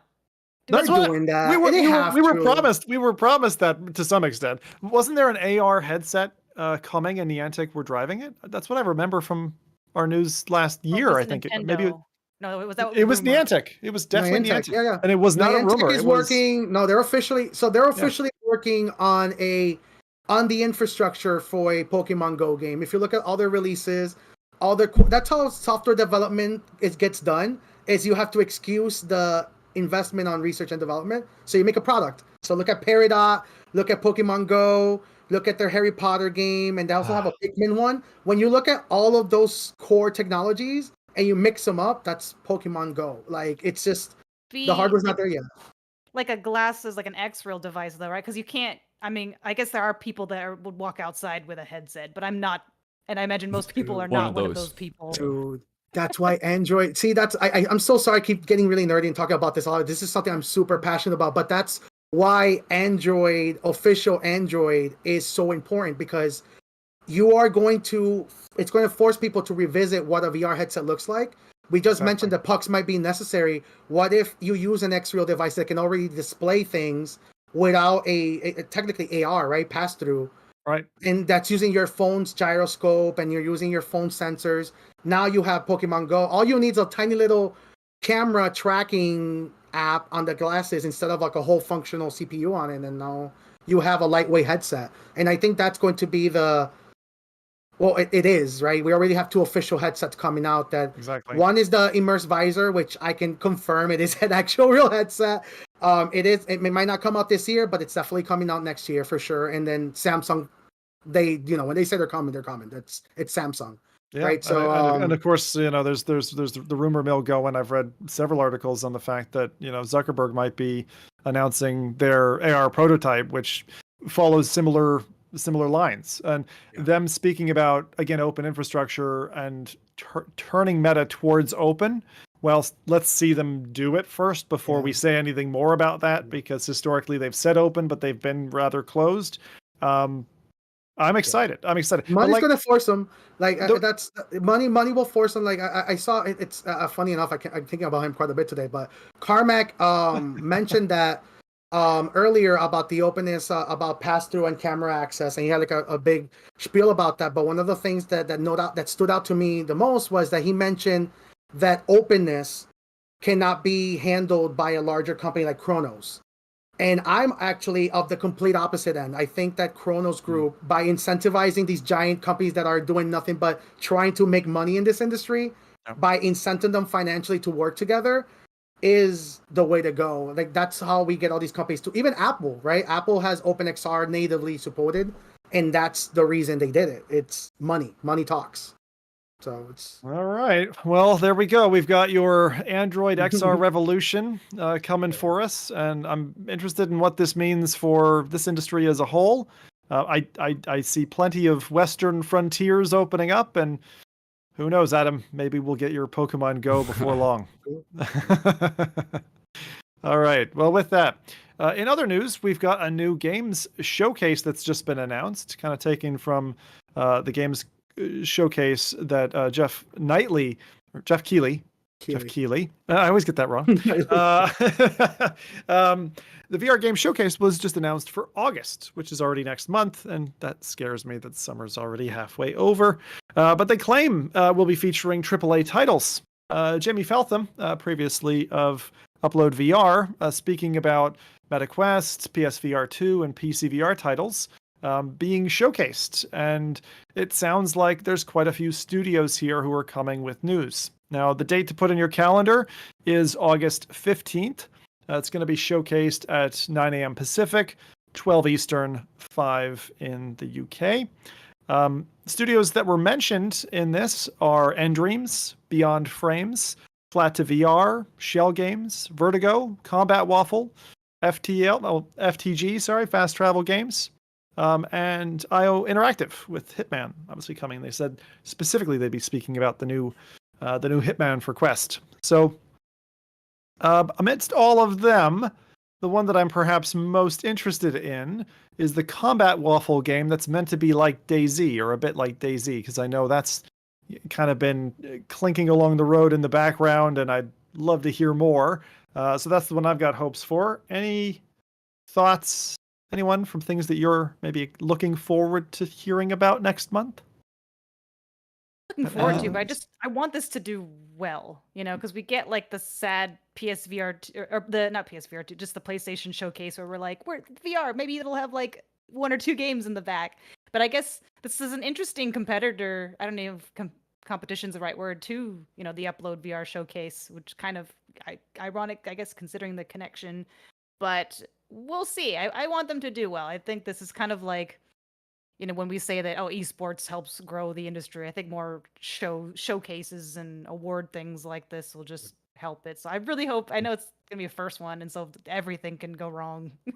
But I really I want always it to been a go bigger well. fan of, I agree with you 100%, but I don't know, like for me, VR feels like if it's VR, make the showcases in VR, like make it, there's so many cool VR world builders and game, I see what you're saying. So Yeah. so I think it's a similar maybe design choice. While we're still four humans staring at the world, on the podcast and not avatars. It's like there's a kind of a time and a place for it, is how I feel. And I do think that the worlds that have been hand manufactured and created in VR chat and many, many other domains are under advertised, under marketed. It'd be great to give them the limelight. I think we're also just at maybe a year or two away from a turning point where you enter a prompt and you can just drop into a VR world of whatever you want. Yeah. So I feel like those artists, unfortunately, are going to end up being prompt engineers in a near future and making amazing worlds. But the hand craftsmanship for those worlds, I think it belongs to almost the nearly lost era of VR. To some extent. So anyway, Rowdy, what were your thoughts on that? Yeah, I also don't think we're there. Also, I mean, I get it, like avatars are cool and stuff like that, but I kind of grab back to that human aspect, in order to best connect with someone. I think I think there is a benefit from it not being too streamlined or too controlled. In that kind of way. It doesn't have to even be personal avatars, right? I'm talking about it could just be a 3D live stream, right? That for example, like Apple Vision Pro has like the ultra wide, just like they have a partnership with Netflix. Why not do a Netflix live stream, or for example, like MetaConnect specifically? But I'm talking about I just think it's that could create. I just think the amount of effort and money that goes into that and the benefit that comes out of that is not there. Right, you got to be established. So Rowdy, the one that I'm thinking of directly that I think is there, but they're 20 years established, would be Tokyo Game Show. Yeah, like they do all this console stuff. They give you a VR world to walk around. It's kind of like a virtual convention for everybody who's not in Japan. Right, and also, I mean, correct me if I'm wrong, but the VR game showcase is aimed to be focused on indie studios, right? Smaller VR game studios. From what I've read, it's the other way around. It's the opposite. So whereas Upload has typically, I suppose it started off with the more fledgling studios and has kind of gravitated toward mid-tier. This has started by being aimed at AAA and high-quality titles. So I actually think, from what I read, they would suppress or potentially curate out anything that was really indie, maybe solo dev. Right, but I mean... from the studios that are there, I mean, they're great VR studios like Dreams and Vertigo Games, Fast Travel Games, Shell Games, but I would consider none of those to be of a level of Ubisoft, or Bethesda. Are there any they're AAA for VR, right? That's the the AAA for VR, right? So I also even like Oculus titles, like the dev studios behind that, like any of those. So I do think my expectations for this are more on par with like what those studios have generally delivered, right? Which are great games, but I'm not expecting to see The Last of Us in VR, like that level of quality is not going to come out of this. I think I just don't think there are studios currently doing that, and that's what I find a little bit with these game showcases, is that sometimes also because of these studios, they have their thing, right? Vertigo Games and Shell Games and Dreams, they have that specific thing where they're good at, and often the games that come out of that are often focused on that. I would actually welcome a little bit more variety in the VR stuff that we're getting. I've said it before, like I don't know if there's any like exciting third-person titles or anything that is a little bit different from like the general shooter or single player. Are you talking more art house, like more kind of off the wall type stuff, more theater, more relaxation apps, more business? Like what are you? No, imagining, I'm still in the gaming scene, but like different kinds of games. Like I feel like a lot of the stuff that has come out from the bigger titles, or from the bigger VR development studios is often, of course, they have their audience, and that's what I mean with like they can't take the same risk that a AAA studio would be able to take with launching something. Like Ubisoft did, like for example, the Eagle Flight thing, which was something that no other studio had done, and it wasn't even greatly successful. But they're of the size of a studio that can just like throw something out like that and see how it does, right? They did the was the Jurassic World thing. The I forgot the name. Jurassic World Evolution? No, the VR title. Yeah, the Jurassic Park, the one. Yeah, I know the one you're talking. You start with you're in a plane. Yes, the raptor that comes out. No. Yeah. I don't even. Well, that's another one. Yeah, but I mean, okay, the one that came out on PlayStation as well. I forgot that. Robinson's Journey. That was it. Oh, Robinson. Oh, that was such a good game. Yeah. So like a little bit different things. I kind of feel like we're seeing that less and less, and that is something for me a little bit worrying. And that's not worrying. I think that's the wrong word. But I would just like to see more of that instead of like that formula that we know that works for these kind of studios. To see something different. I know, like you did that very well. Was, for example, when Pistol Whip came out. That was something completely different of what they've done before, and that was hugely successful. But they can't really like that. Even though it's a very big game studio, if Pistol Whip would have failed, I don't know if they would still be around today. Yeah. Right? Yeah. That's not the case for a large part of those, I would say, AAA studios. Like Bethesda has, only has so many successful titles, and all the rest they've made has flopped or hasn't been very successful, and they can just keep on going, right? So what you're basically saying, I'm listening to Rowdy's Soul now, and what he's basically saying is very, very simple: Age of Empires VR. Exactly. Thank you for saying awesome. So I do think tabletop, tabletop would be a great thing to explore in VR as well. For example, who's challenging the Demio model? Like that could totally be, we could have board games, multiplayer. Like they still haven't, in my opinion, white labeled that engine to play things like Forbidden Island, or like there's all kinds of games out there that would work well in that, would do multiplayer, would do, you and a buddy in VR. But the problem is it's financial outlay and risk. And not only that, it's development time, right? And the studios, unfortunately, we've seen in the last 3 years or so, not just after lockdown, but also the kind of issues that have been happening in the games industry. There are studios getting broken up. And I think it's also a reality of access to the tools that they're using, right? Like I kind of, it's harder to be creative and invent new things when there isn't a traditional, or at least there aren't many, like traditional native developers that are adopting XR as something to develop for. A lot of these developers are either coming from another industry, or they're never been developers before, and they're going to, the development classes at Meta on and they're learning how to make games, but they're learning like how to make very specific tools and using specific APIs. So they're essentially learning how to build Lego blocks rather than building Lego blocks, right? I think it's discrediting some of the developers of these studios. Never. That's not my point to discredit, but what I'm trying to say is there aren't as many traditional developers comparable to, learned and educated developers. There is but a it's distinction in general there. games as well, right? That's not only for VR games, right? So, but we're talking VR specifically, and VR uses right now, and this goes right back to the earlier conversation about Android. Qualcomm, specifically, the one leading this project with Samsung and Google behind the scenes.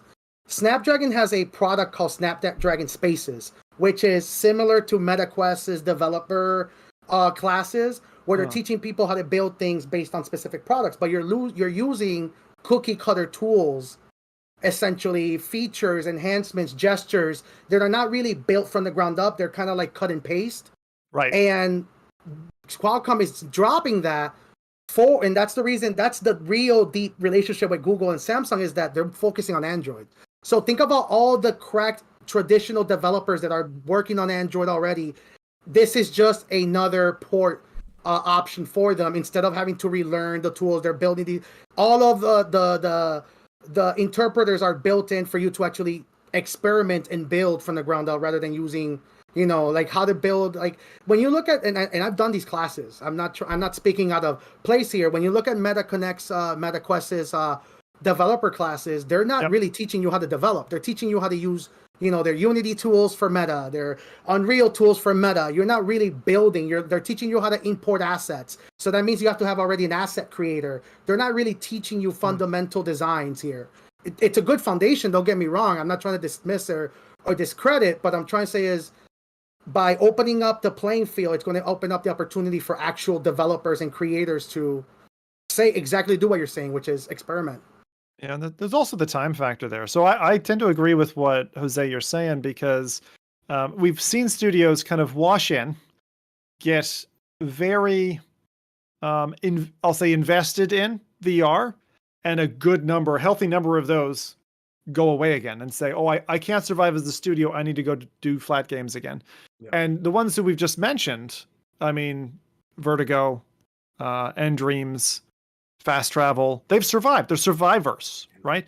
And so I suppose my main objective for them right now this year, and it probably has been the same for the last 4, is just stay in the game. Like if you have to keep your repetitive formula, I get it. 8 years from now, 10 years from now, you can give me the stellar, amazing thing that Rowdy's imagining. But I don't want your studio to go under, like what we saw with First Contact, right? Get it right. Play your formula if you need to. I don't mind cash cows at this moment. Just, keep your staff, keep running. And I'm not saying just only make safe bets, but when you're making an experimental bet, don't bet the whole house, right? Because we all want the experimental bets, but I don't know that right now is the perfect time if you really want to make $1 million plus on a VR title right now. I would say the same for mixed reality. That's dodgy territory right now for gaming, at least. Okay, with that, let's move into PSVR2. No PC adapters on sale yet. I'm definitely eagerly anticipating that launch. I'll admit, I'm curious to see how that goes for them. But one thing I did want to mention for our PSVR2 players, for those who are simmers like Adam now is, GT7, so that's Gran Turismo 7, has had its biggest update yet announced, which is launching on Thursday, July 25th. What it is it is in primary terms, a brand new open track. It's got 6 new cars, and I'll call it a nerve-wracking physics change. Anytime you touch physics on a game that's a sim game where tire traction and all this kind of stuff, it's nerve-wracking for the players. We're not sure about the extent of those physics changes just yet, but GT7 players will appreciate this brand new track. Now, I say brand new, it I think appeared in GT3, obviously not in this level of fidelity because that's quite some time ago, but this one looks really fun. You're through a mountain pass out in open green fields, punching through a tunnel. Looks like a great way to drive. So I will firsthand that one and let you know my feedback about how that goes. But I would say that again, Sony continues to have content coming and a thriving store. So for people who've been scared off by news articles that say, oh, PSVR2 is dead in the water, whatever, just look at the bloody store, look at the price of the thing, and look at the adapter that's coming. It's not a bad buy in 2024, honestly, as long as you can get on with Mura. The name of that new track, by the way, which I forgot to mention, is Eiger Nordwind, for anyone who's an old school Gran Turismo player and maybe loved that back on, I don't know, PS2 or wherever that was. Okay. There you go. That's a little bit. That's our kind of short news bites done with. So let's go ahead and transition into 2 interesting topics. We're going to first talk about just a kind of quick rundown on the demo that I had, what that's like, how Apple showcases the Apple Vision Pro now. I'd like to compare maybe my thoughts on, I think, Jose, you've definitely had your head in an AVP. Yes. Adam, you have as well, I assume? Very briefly. Yeah. Briefly. Okay. And Rowdy, not yet? Or have you had a chance? Not yet. Not yet. Okay. Well, the good news is that now it's out in UK and Canada, so booking a demo onshore in country now should be possible in the short term if you are interested in it. So I'll just tell you, I demoed the Apple Vision Pro down in the US in Delaware. Apple Vision Pro, Apple Store. Just walked in the front door, and bang, right in the middle of the entire store, almost like their crowning jewel, Apple Vision Pro sitting right there. So that was nice to see, because you can tell Apple believes in its vision about where they're going with spatial computing. And that's actually what I took away from the demo as well. So I sat down. The demo was about 30 minutes in length. There was about 5 to 8 minutes of setup, probably more than I was anticipating, but makes total sense now that I've been through it. They basically size to your face, because there's different facial interface covers. It wasn't a hokey experience. It just asked me some questions. Someone in the back got the headset ready, comes out on this little like bamboo tray, as if I was, I don't know, eating steak in a fine restaurant. And it shows up, and throw the headset on, and kind of we were straight away to the demo. First thing that I noticed right in the headset was just the clarity and the kind of pass through. The shadows on the desk, I thought that was going to grab me, and it absolutely did. As you're moving, a transparent window around, and it casts that dynamic shadow on various surfaces, was as cool as I thought it might be. The demo themselves also curated the demo. It wasn't just a stock demo. They were like, what are the things you're most likely to use the headset for? What's your experience prior, a headset use or whatever, and totally tailored it to me. So that was, it just, I felt like finally I'm in the hands of a company that knows how to serve its customers and how to like sing its strengths of the product. And then we went through some really basic things. Like I went through Keynote, which is like PowerPoint in the Apple ecosystem. I was in the Steve Jobs Theater all of a sudden, looking out at the seats. Behind me, there was a presentation on it. And just standing there, I kind of already felt like, oh, I could totally use this to get ready for a big speech one day. It really felt kind of useful straight away. Then they showed me what I'll call the creepy spatial capture, which we've joked about before on the podcast, about the dad there, waiting while his kids are playing, and he's in this big ugly headset, kind of creepy format there. The actual recordings, both taken from the headset and from an iPhone, the demo recordings they showed were really phenomenal. The level of detail, the actual spatial depth, whereas before sometimes that can feel a little bit like tiered depth. It felt smooth. It felt like a real scene that I was looking at. So all of the things that we've kind of heard about AVP, I was convinced with kind of within 5 minutes of having it on my head. The things that, the one thing that I would say kind of as a takeaway remark after having had the experience is, first off, if you have the opportunity to book the demo, bloody do it, because whether you're interested in buying one or not doesn't matter. Go for the free ride. It's bloody worth it. And it really does give you that full fat feel of next gen computing, where you're like, oh, I can imagine myself working in this environment now. Whereas I would say on Quest 2, Quest 3, Quest Pro, it's always felt a little bit like you feel a little bit disconnected. It doesn't feel like a full fat PC. And I don't know how to qualify that, if it's the frame rate or the visuals or what. But this was the first time I felt like, okay, you've earned the title spatial computing. Only negatives really that I would say are the obvious ones, right? The balance of the headset really isn't there. The battery attached is just stupid. I think the design is really poor. I still think that they need to design away from that. And in terms of the headset itself, the feel, I felt something I've never felt in a headset before, which is I felt what felt like two gyros out from my head, like moving. And I didn't know what it was, so I asked the demo guy. I was like, what was that feeling? I felt like there was something swimmy happening at the end of the headset, like fish in a fishbowl attached to my head. And he said, well, that's the IPD adjustment happening on the fly. And that I didn't know that headset was capable of on the fly IPG adjustment. And he said, we do that because it helps people not get motion sick. So as your IPD is changing on the fly, which I didn't know my eyes would do, the headset is accommodating for that. So cool tech, but does feel a little weird in a headset because of those gyros or whatever that's in there, doing the little mechanical movements all the time while you're wearing it. So if I were to give you like 5,000 Canadian dollars, would you buy it? If I would give you no the money. Oh, so like I'm basically getting the headset for free? Yeah. Yes. Yeah, I would use that headset in my household. I'd probably use it for solo movie experiences.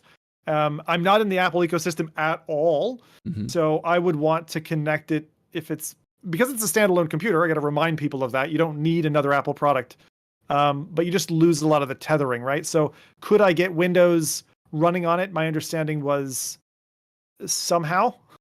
I know the Excel so the stack just in works. time, the apps, yeah. But if you want to install like full Windows on it, you can. Jit it up. So yeah, like literally the thing I mentioned with Apple 15 Pro also applies to Apple Vision OS 1.0.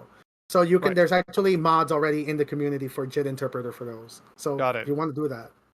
So again, just to justify, so Rowdy, if someone handed me one for free, would I find a use for it? I think it would sit very similarly to a Quest Pro, which I sold recently, which is it'll sit there most of the time, and then I'll have kind of individual use cases for it. Maybe once every 10 days, I'd have a reason to pick it up and do something with it.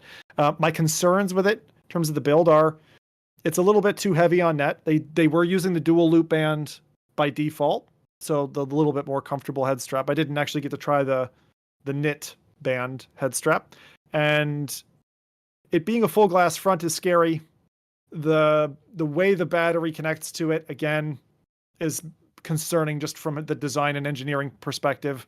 But I'm all in for a future version of this device because I'm convinced Apple's first version of this product, I previously felt like when I got in it, I would feel like you played your hand a little too early, Apple. Only from those design considerations that I just mentioned, I think they faulted. Everything else, like the software stack, how everything responds, the way that touch works is magic. Absolutely magic. The way that you select things with your eye tracking, it's amazing. What? You think it can be? Do you think the headset can be replicated with other components? Because you mentioned that it faltered on the hardware options. Like you mentioned, for example, like the auto adjust. Like if they added auto adjust to like a Quest 3, we're looking at similar weights as the Apple Vision Pro and similar thickness. Because that's really what adds the thickness to these headsets is those, enhancements for comfort.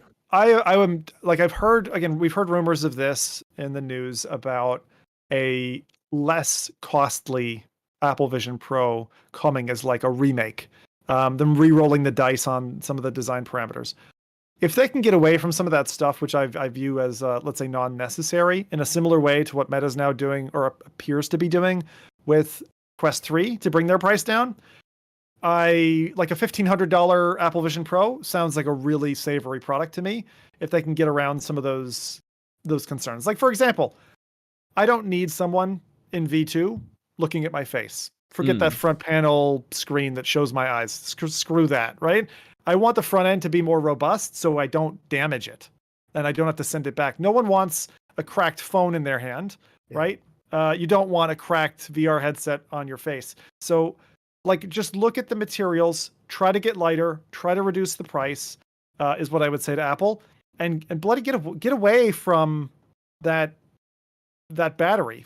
3,000 milliamp hour battery that's the size of a 20,000 milliamp hour Anker. I want that in my head. Get away from it. But what I'm saying, right?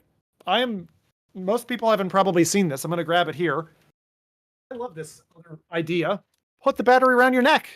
Like, why not? It disappears. Like, if you're going to put it somewhere, don't put it in a pocket.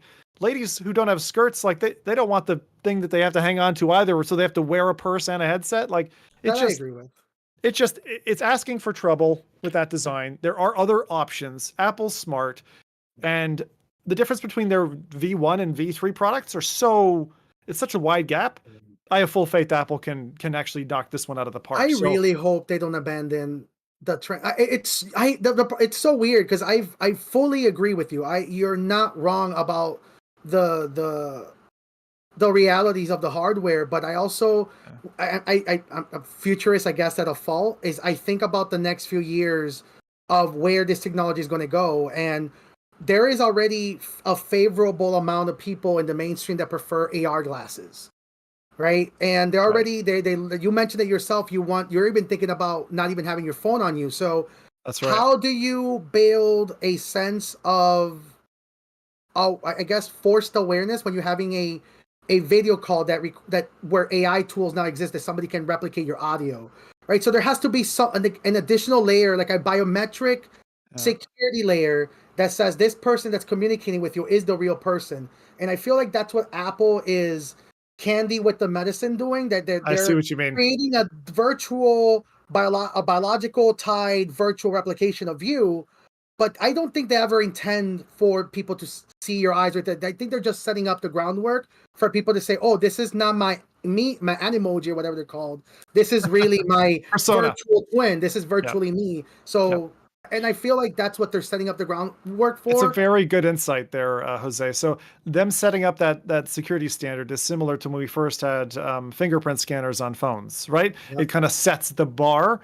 And I agree with you that in the next 5 years, like the technology that allows that authentication to happen probably doesn't get lighter and cheaper at a very fast pace, given already the R&D costs they must have poured into. I gotta say, as an engineer, as a qualified electronic engineer who's seen lots of electronics in his life, holy shit, this thing is pretty. Like up front, I mean, it's a gorgeous piece of engineering. I'm very impressed from that perspective. Go do the demo is what I suggest. And think about those swivels too. Like think about like the off the fly panels moving a lot. Like think of how fast they're moving. How you're not even sensing how many times that's happening per minute. How many rotations of that will happen within the next 5 to 10 years. It's when you think about it unfortunately from an engineering perspective, you kind of almost understand. Oh, this couldn't have been made in plastic unless they were intending it to break down within the next 2 years. Which just Apple wasn't going for. I'm not asking they take that out. I'm just saying that it was like the first time I tried a rumble pack on an N64. You're like, ooh, that's alien. I've never felt that before. What is that? And that was a weird thing that I didn't expect in the headset.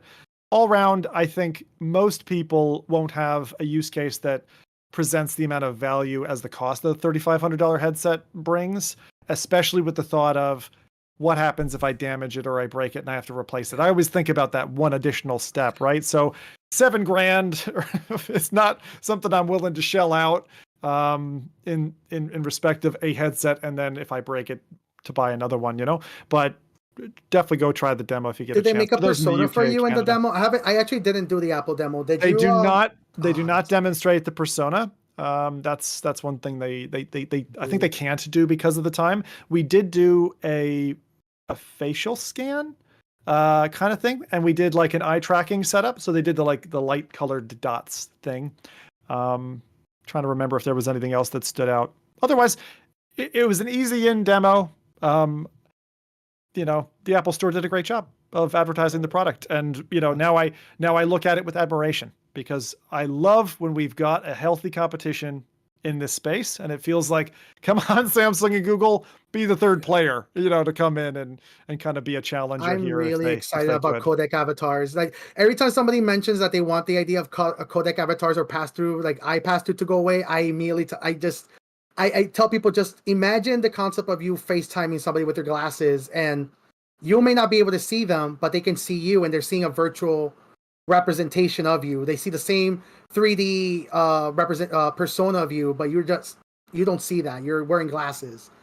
That could easily be done. You don't need the whole headset for that, because all of that is being replicated by your voice and your face cheeks or whatever. Yeah, got it. So that's AVP. Adam, did you have any thoughts on Apple Vision Pro to share from your shorter time in the headset? Anything that conflicts in particular with my views on it? Not really. I only got, like I mentioned, a very brief time with it when I tried Amaze VR. They're the VR concerts and headset. And though it was weird though, because like comfort wise, they only had the back knitted strap. So I felt like I had to keep propping up the bottom. And even though I guess I didn't have to, but I don't know. I was like, I need that top strap. I kept holding on to it for some reason, just because I thought that it was going to slide down my face. But but it's really cool. Like I'm not an Apple. I don't have any other Apple products. I think I've got a old like iPhone just for like testing old live stuff, but I feel like I've been missing out on a lot of stuff. But maybe in the future, it does seem tempting. I've talked to more and more people that aren't Apple people that have it and use it for work, and it's like, all right, maybe in the future, not yet. They have the AVP and they use it for work specifically. For work, and they weren't previously Apple people, and I think still aren't. As in, they don't have like a MacBook or iPhone. It's a standalone device for them. It's a standalone compute device, and they use it for productivity. Mm-hmm. That's awesome. Cool. Yeah, see, that's what the guy was trying to sell it to me, because I said I'm Android, and he said, well, this thing stands on its own. Then I said, sure, buddy, I've been paying for the last 10 years that my Apple Cloud or whatever is full. Yeah, sure it is. I'll still have to go back and do some cleanup work if I want to reconnect to Apple. But AVP is really cool. Very nifty future, and certainly a compelling thing. So let's go ahead and dovetail into, and Rowdy, I want to hear your comments when you get a chance to do a demo. I think they're opening in Canada shortly. So if that works out for you and you get the time, it was very easy to book through the Apple website. Go do that. Then. Yeah. I would suggest. Okay, next up, Riven. So Cyan Worlds have been bringing us puzzle games for more than 30 years. In 1991, Cyan began work on Myst.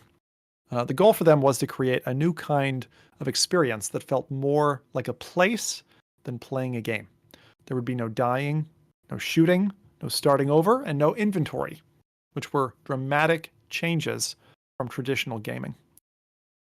Myst was all about finding yourself lost in a world, exploring to gain an understanding of it, and ultimately becoming part of that story.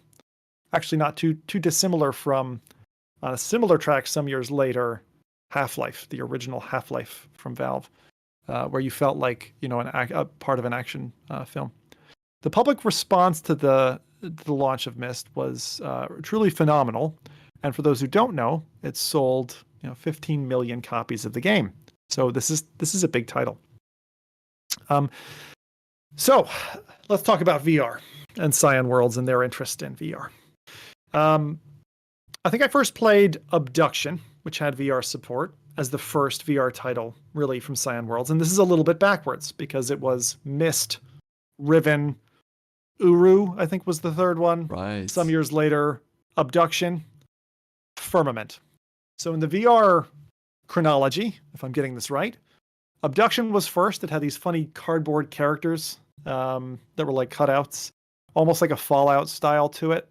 And a really weird thing where you basically end up with worlds that have kind of spliced together, almost like different phases of a universe or something, different planes. And then you play out the story in kind of like a Western style fantasy realm. Pretty neat. The second thing that they brought was really the standalone and kind of the remake of Myst when they brought that to Quest standalone, for example. So Myst VR came out a couple of years back, and that was quite neat. And for me, I remember pining over boxes in my local computer shop and looking at the Myst box and going, oh, damn, this looks so rad. But I never played it back in the 90s. So I did get a chance to play some Myst a little while back. Didn't beat it, but, and Rowdy? Did you play Myst originally? I actually played it, but I hated it back then. Me too. I just couldn't get it. I mean, I was far too young as well. Like, these puzzles were way too complicated. There was no such thing as internet where I could look it up. So I don't even think I remember the tower, and I never got past the tower. I was walking around that tower for ages, having no clue what I had to do. I actually borrowed that from my local library. I don't know where my mom got it, but my mom had the original Myst, and so I played it because I was starting to get into video games. I don't know where she got it, but she had like this thick, those old printers that had the perforated edges. It was a thick ass guide, that she had printed out from somewhere or someone. So I had to use that in order to help me get through it. But yeah, it was like, I think my first experience to puzzle games and making me realize I don't like them. And that's what I loved about. So I loved about the promise of Myst was like, it's a hard as nails, game, and you've got to work your way through it. And this is back before even, well, I suppose it's around the time of like baud modems and dial-up and all that. Back in the mid 90s.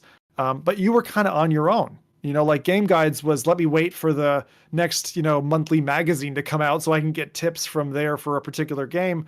And so, Adam, that's kind of a workaround, right? Someone's printed off a tome to help you through the game. But I love games like that. The last one that I remember experiencing, a lot of you will know Developer Notch, but he brought out Minecraft. And in the early days, whenever he patched a new item in the game, he wouldn't release the recipe. And there was no guide in the game. You had to work out and put things together in kind of a logical format to see what you could make.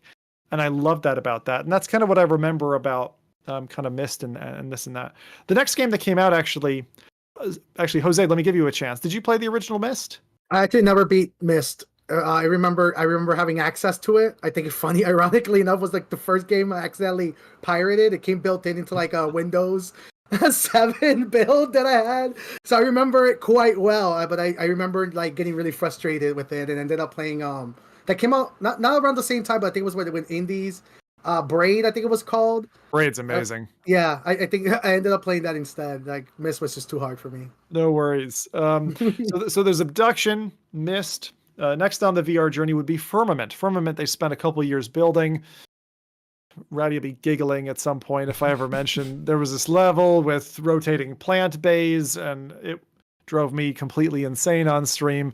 The game also was a little bit underperformant. You really had to have a heavier rig, like a 30 or a 40 series NVIDIA card to be able to run it. But Firmament had some really cool puzzles. It was a little bit more approachable, I felt, from the puzzle design.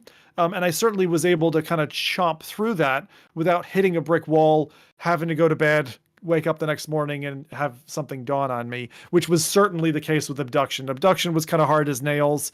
Myst in certain segments was very obtuse as well, but it's older design. They probably didn't think about the accessibility at the moment. So Firmament kind of corrected that, but the performance issues kind of held me back. So I never finished it. I've heard that it's got a really cool finish to the game, so maybe I'll go back. But they had these neat modules that you had, and again, it's all about the mechanisms in these worlds. And it really feels like that opening statement that I made. It feels like a place, like a believable environment, and you can go there and you can almost live it. And it feels very Skyrim in that respect to me, but it's a puzzle game. And so I like all of that. And so this is where I want to segue into the latest and greatest. So after Firmament and the madhouse that was, Riven. Riven has had a full remake. So Riven is the original sequel to Myst. They've redone it. All the assets, etc., have all been overhauled, and they've just recently released it. It's on MetaQuest. It's on. It's not on PSVR2. It is on PCVR. I convinced myself that it wasn't, and it was a funny little thing that happened on that. I'll save you the story. But long story short, I've tried this out both on Quest native and PCVR via Steam using a Quest 3 headset that was tethered at the time. And the difference visually is, I'd say, dramatic between the two, as you might expect. Yeah.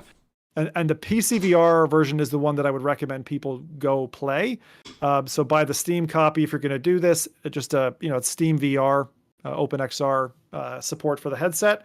It is gorgeous. And the mechanisms that you run across, the puzzles I thought were fair, although the very first one, like to get once you've explored the local area, how to get to the next area is such a pain in the ass. When you come across it, like I just stumbled across, some people have spent hours. So good luck. You might need one of those dot matrix printouts that Adam was talking about to get past it. But beyond that point, the mechanisms they've got and the kind of, again, they love doing world hopping.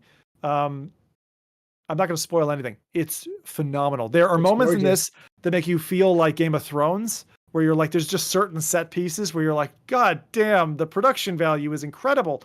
But when you get up close with like the textures, like looking at an old tree or a particular rock formation or just a door, the pacing feels very 90s. It feels slow, purposeful, methodical, and it gets your brain going. And it also gives you, on the flip side, although it's a little bit slow, certainly slow for someone who's like born after the millennium, it gives you that reward because you're like, I got through that wall. I feel like a gamer kid again who just overcame something really difficult, and you get that feeling of elation. So it's going to drive me bad on stream. I'm definitely going to be playing more tomorrow. If I can go play this game, it feels like this is what VR was made for, because being in that place is like, do you remember Asgard's Wrath 1 when you like disappeared into a snow realm and you're like, wow, look at the bloody visual detail here. And I feel like I'm somewhere completely else. I wish the gameplay had met those visuals. And in this case, I hope my brain can overcome the puzzles so I can see all that this game has to offer and I don't have to beat myself up at night. But I do strongly recommend people go and play this. It's really, really cool. It's always a red flag when you get stuck at the tutorial and the rest of the game is puzzles. Yeah. It's like, oh god, this is the tutorial. Like, what's the rest gonna be like? Like, I like puzzle games. I just don't want to like feel like I'm earning a PhD or something. You know what I mean? In a video game. Like, I know, and that is the great of these games. Like if you need a slightly more approachable game, I'd say, I think Adam, you were a fan of it. Seventh Guest is a really good one. There was also Room VR. Those two are a little bit more approachable puzzles. They're still hard, but they're not like nightmare setting. And I think that all the ones I just mentioned, Abduction, Myst, Firmament, and Riven, these are all when you want to try out for a Mensa exam. you try to beat Riven Remake first. Dark Souls of puzzles. That's right. So that's Riven. Hope some of you in the audience there have had a chance to have a go at Riven. If you haven't, it's out. Go and give that one a shot. And speaking of stuff that's out, Jose, my friend, it is time for releases. All right. Let's okay. All right. So funny enough, I was worried that Adam was going to mention this one earlier when she mentioned Overwatchy games. Oh. Yep. So first one I have is Brazen Blaze, 3v3 smack and shoot VR action game. Become a runner and fight against others to become the president of the world. That very typical. That's very typical, Jose, for the U.S. That's perfect. Honestly, that's how presidential elections should be ran if it was up to me. Watch it. I would watch all of the debates. Oh. Dude, I'd be so into that. But that releases on July 18th. Quest 2 plus PCVR, $14.99 US. That's about £12. They have a pre-order going on right now, so you can get it for $12.99 US, £10, and that includes exclusive skins. So if you played Overwatch, are a fan of Overwatch, I don't know if you guys played this. I played a little bit of the private beta that they had early last year. I'm a sad fecker who doesn't know what Christmas specials are about, and I also have never played Overwatch. So have you heard of Diablo? So it's a character shooter in the Blizzard world. If I'm correct on that, right, Adam? I don't know if you. Overwatch is the character shooter in the Blizzard. Yeah, sorry, Overwatch is not Blaze. Blaze and Blaze is based top down. Yeah, it's the Blizzard world. So thank you. That was a very nice explanation. I know what it is. I've never played it. Oh, okay. So, what was the equivalent? So outside of the Blizzard universe, there was another one. I'm trying to remember. So Overwatch was going against Team Fortress. The character shooters of that time. It was Dota. Was it Heroes of the Storm? Or Heroes of the Storm. No, isn't that more kind game. of top down, more like action-y Diablo? I would say more. Yeah. And like there's another one that ran. Yeah, there's another one that ran. You're right. That's League of Legends. Like, so that's a Valorant. I can't remember. It doesn't matter. Okay, don't worry about it. There was another big game around the same time as Overwatch that was like that. So what's the name again? Brazen Blaze? Brazen Blaze. It's an anime style character shooter, collector heroes. It looks like it's going after the anime aesthetic, so they'll probably have like character cutscenes and lore behind the characters. It looks like one where we have like about 20 or 30 of them already though. That's my problem with it, is like, and I know I've said this before, but like if you're into multiplayer games like this, like get in it in the first month or two, otherwise chances are so fully agree. But yeah, that's ride the wave. Brazen Blaze. I almost said Brazen Blue. But yeah. Next one I have is Into the Radius 2. Oh, nice. An immersive VR survival shooter set in the realm of surreal landscapes and deadly anomalies. Known as, let me make sure I pronounce this correctly, Peshorsk Security Zone. Known as the Peshork Security Zone. Arm yourself with realistic weapons and venture deeper into the mysteries that lie within, either solo or as part of a team. So that releases on July 24th, early access. This version will have more locations to explore, an expanded arsenal of weapons and attachments, new enemy types, more anomalies, enhanced artifacts, and additional gameplay mechanics and lore. So that's a PC VR only game. Apparently they are announcing other platforms in the future, but that's $39.99 US, about £32, and early access on July 24th. Into the Radius 2. I'm excited for this one, especially because they're gonna have a co-op. I didn't know that was coming, so I'm glad you're mentioning this because First one was really fun, but, and I wonder if Adam agrees with me here, fucking, it is all just anxiety. The entire game is you're just anxious the whole time that you're gonna hit one of these invisible walls, and you're like, things.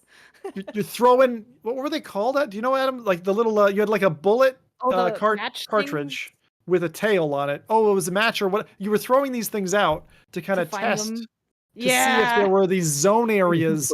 I mean, and then there were the little black goo things that chase you down and kill it. Yeah. Like, it's kind of like if you felt uncomfortable in Half-Life Alyx, this is 3 times that. It's a very uncomfortable game to play, I found. And that's why I stopped. Like, DayZ players tend to like this kind of game. For me, I had to stop because it was just too uncomfortable for me I wasn't having fun. I was like all the time on edge. But it looks gorgeous, and I really the devs have been doing great work. So I hope it's going to be great. I like games that allow me to like become a hindrance to other people, and they have to force themselves to save me. So you're saying we should play Helldivers again? Is what you're saying? More Helldivers. As I mentioned, my strategy. I don't know if I told Rowdy this, but I definitely play like my role is playing as the Batman, so I don't kill anyone. So that's my role in these games. But yeah, you're just playing like Farm Simulator and Helldivers. Yeah. Exactly. It's if honestly, it's on your guys' skill if I die. You know what I mean? Super quick, very minor side tangent. Zim plays Helldivers because he plays in VR without HUD, which means he can't see where people are at any time unless he physically sees them. He can't tell if they're down unless they tell him. He can't tell how much time is left in the mission. I was like, how do you play? Like, I get it, you want the immersion, but how do you play like this? But awesome. Christ. It is so awesome. Did you notice? He gets really into it. Like, you know how the characters show blood and they get all skewed up after? Like, I don't know where Zim was getting all the blood props on him after each match. That was really weird, but listen, people really get into it. I guess you could have the option of bringing up a mini map when you felt like it, but like, I was like, how do you play? Well, he has it on his desk. He literally has it etched on his desk. Like, he actually... yeah, that's right. No, but poor you know what it reminds me of? Playing with these two guys. It was interesting. It was an experience. It was a lot of fun. No, but it reminded me of, and Rowdy lived through these years of my life, was hardcore Subnautica, where you have no HUD, and there's an oxygen timer, and you only get about 10 seconds warning. So if you're really far... So I used to, like, I'd hold my actual breath and then dive in the game, and then do something, and then resurface, and it was like... It was I had great. to call the ambulance 3 times on him during the stream. Right? That's the way to play. That's some deep immersion. That's because then scary things other than killing the game actually scare you because you're like, I've got 20 hours invested. If I die, it wipes my save file and like all my progress and all my buildings. Yeah. All right, I take it back. The fighting grandma simulator. I don't think I want Zim's hands on this. Like that's you take it too deep, man. But yeah, that's Into the Radius 2, and the last one I have is Tomb Explorer VR. Tomb Explorer VR is an adventure game where you navigate/explore ancient ruins and tombs in search of historical treasures, relics, and artifacts. And that releases on July 26th, early access. Demos are available, and that's PC VR. No price is included yet. Oh. So, Zim, if you want to turn off the HUD and have your, national treasure escapade, this sounds good. I'm just gonna slight tickle in my throat. Tomb Raider. Yep. Sorry, just had to. Yeah, it looks good though. I like the ice pick. Sliding down the zip line. That was cute. So I like the word art letters here. Like, yes. Have you ever wanted to explore a tomb? this is word art. I'm pretty sure of it. Love that text. Love that. I do too. Yeah. Well, hey, anything beats Comic Sans. Anything. Yeah. Anything. Yeah. This looks all right though. It does actually. Yeah. I'm really surprised with a name like Tomb Explorer. Tomb Explorer is what you call your like $5 indie title that's trying to be a ripoff for like anything Tomb Raider. Game. And also they put 4K in the trailer, so that always makes me like worried about they're just trying to show off a cool cardboard version or something. Is this I have to go to the trailers. Or is this other platforms? I forgot. I think it's announcing other platforms, but PC VR at the moment that they said that demos are coming. So I'm guessing maybe demos for other platforms, maybe, hopefully. Yeah. That's like in trailers, Ooh. Rowdy, where they say more than 12 levels, and you're like, you have 13 levels, don't you? Yeah, so 12 and a bonus, like little tutorial. It's like what was that game that Mike played again? Was it like 7 floors or something? It only had 3, and you had to wait for the DLC. it never came. It never came. Yeah. Did you see the ending of the trailer, Rowdy? Oh, like that's a reason that I wanted. Like, yeah, there's like a gorilla chase scene on it. Yeah. But the gorilla looks like terrible graphics. It actually looks scarier than the gorilla. But it made me excited to mention that one. But yeah, that's Toon Explorer VR, and that's the 3 games I have this week. Wow, good picks. Oh, look at that gorilla. Wow. It's just clipping through the trees, man. Oh God. I like the side shuffle that it does. It doesn't move its legs. Do you remember, wasn't it Planet of the Apes had a VR experience, and for the first like 5 minutes it was half okay, and then it turned into the worst VR game? Yeah. That was awful. Great. Well, thanks. Give us a recap on the titles. Absolutely. So first one, we have Brazen Blaze that releases on July 18th for Quest 2 and PC VR. Into the Radius 2 releasing July 24th for PC VR, other platforms in the future, and Toon Explorer VR, PC VR only on July 26th. Very good. Very good. Well, thank you very much, Jose, for covering releases. Good picks again this week. Everybody else, I'm going to go ahead and run down a couple of things. Chat, if you have anything last to say, last rights, whatever, throw them in the chat there. Call out before we wrap up. This podcast runs live in front of a global audience every 2 weeks, every other Saturday on YouTube and Twitch. Timestamps are posted after the show, and there's an audio version around about midweek. iTunes, Spotify, and SoundCloud is where you'll find those. Thanks very much for everyone who's tuned in to the live show today. I want to thank you all. For those listening back to the recording, let us know what you thought. If there's anything we missed, into the comments. Someone's just asked about App Lab. So App Lab is getting dissolved so that there are now no longer kind of like main and secondary searches in the main Quest store. They're being merged. So App Lab titles will now be searchable in the main store. So it's just kind of recongealing everything back into one, which we had, 4 or 5 years ago anyway. So everything's boomeranged back to where it was, which I actually think will give SideQuest yet again a little bit more exposure. So it's a good thing for SideQuest, because for the moment, I don't know how you guys all found it, but when I'm looking for something kind of indie or something, I was going to App Lab and I was no longer dropping to SideQuest. But now with everything in the store, if I don't find something in the store that, wets my whistle, then I will be going probably to SideQuest and maybe Itch thereafter, itch.io, for some really indie experiences. So yeah, we're wrapping up there. Cheers everyone for hanging out, and we'll see y'all on the next FReality podcast. All right. Thanks, crew. Cheers. Bye.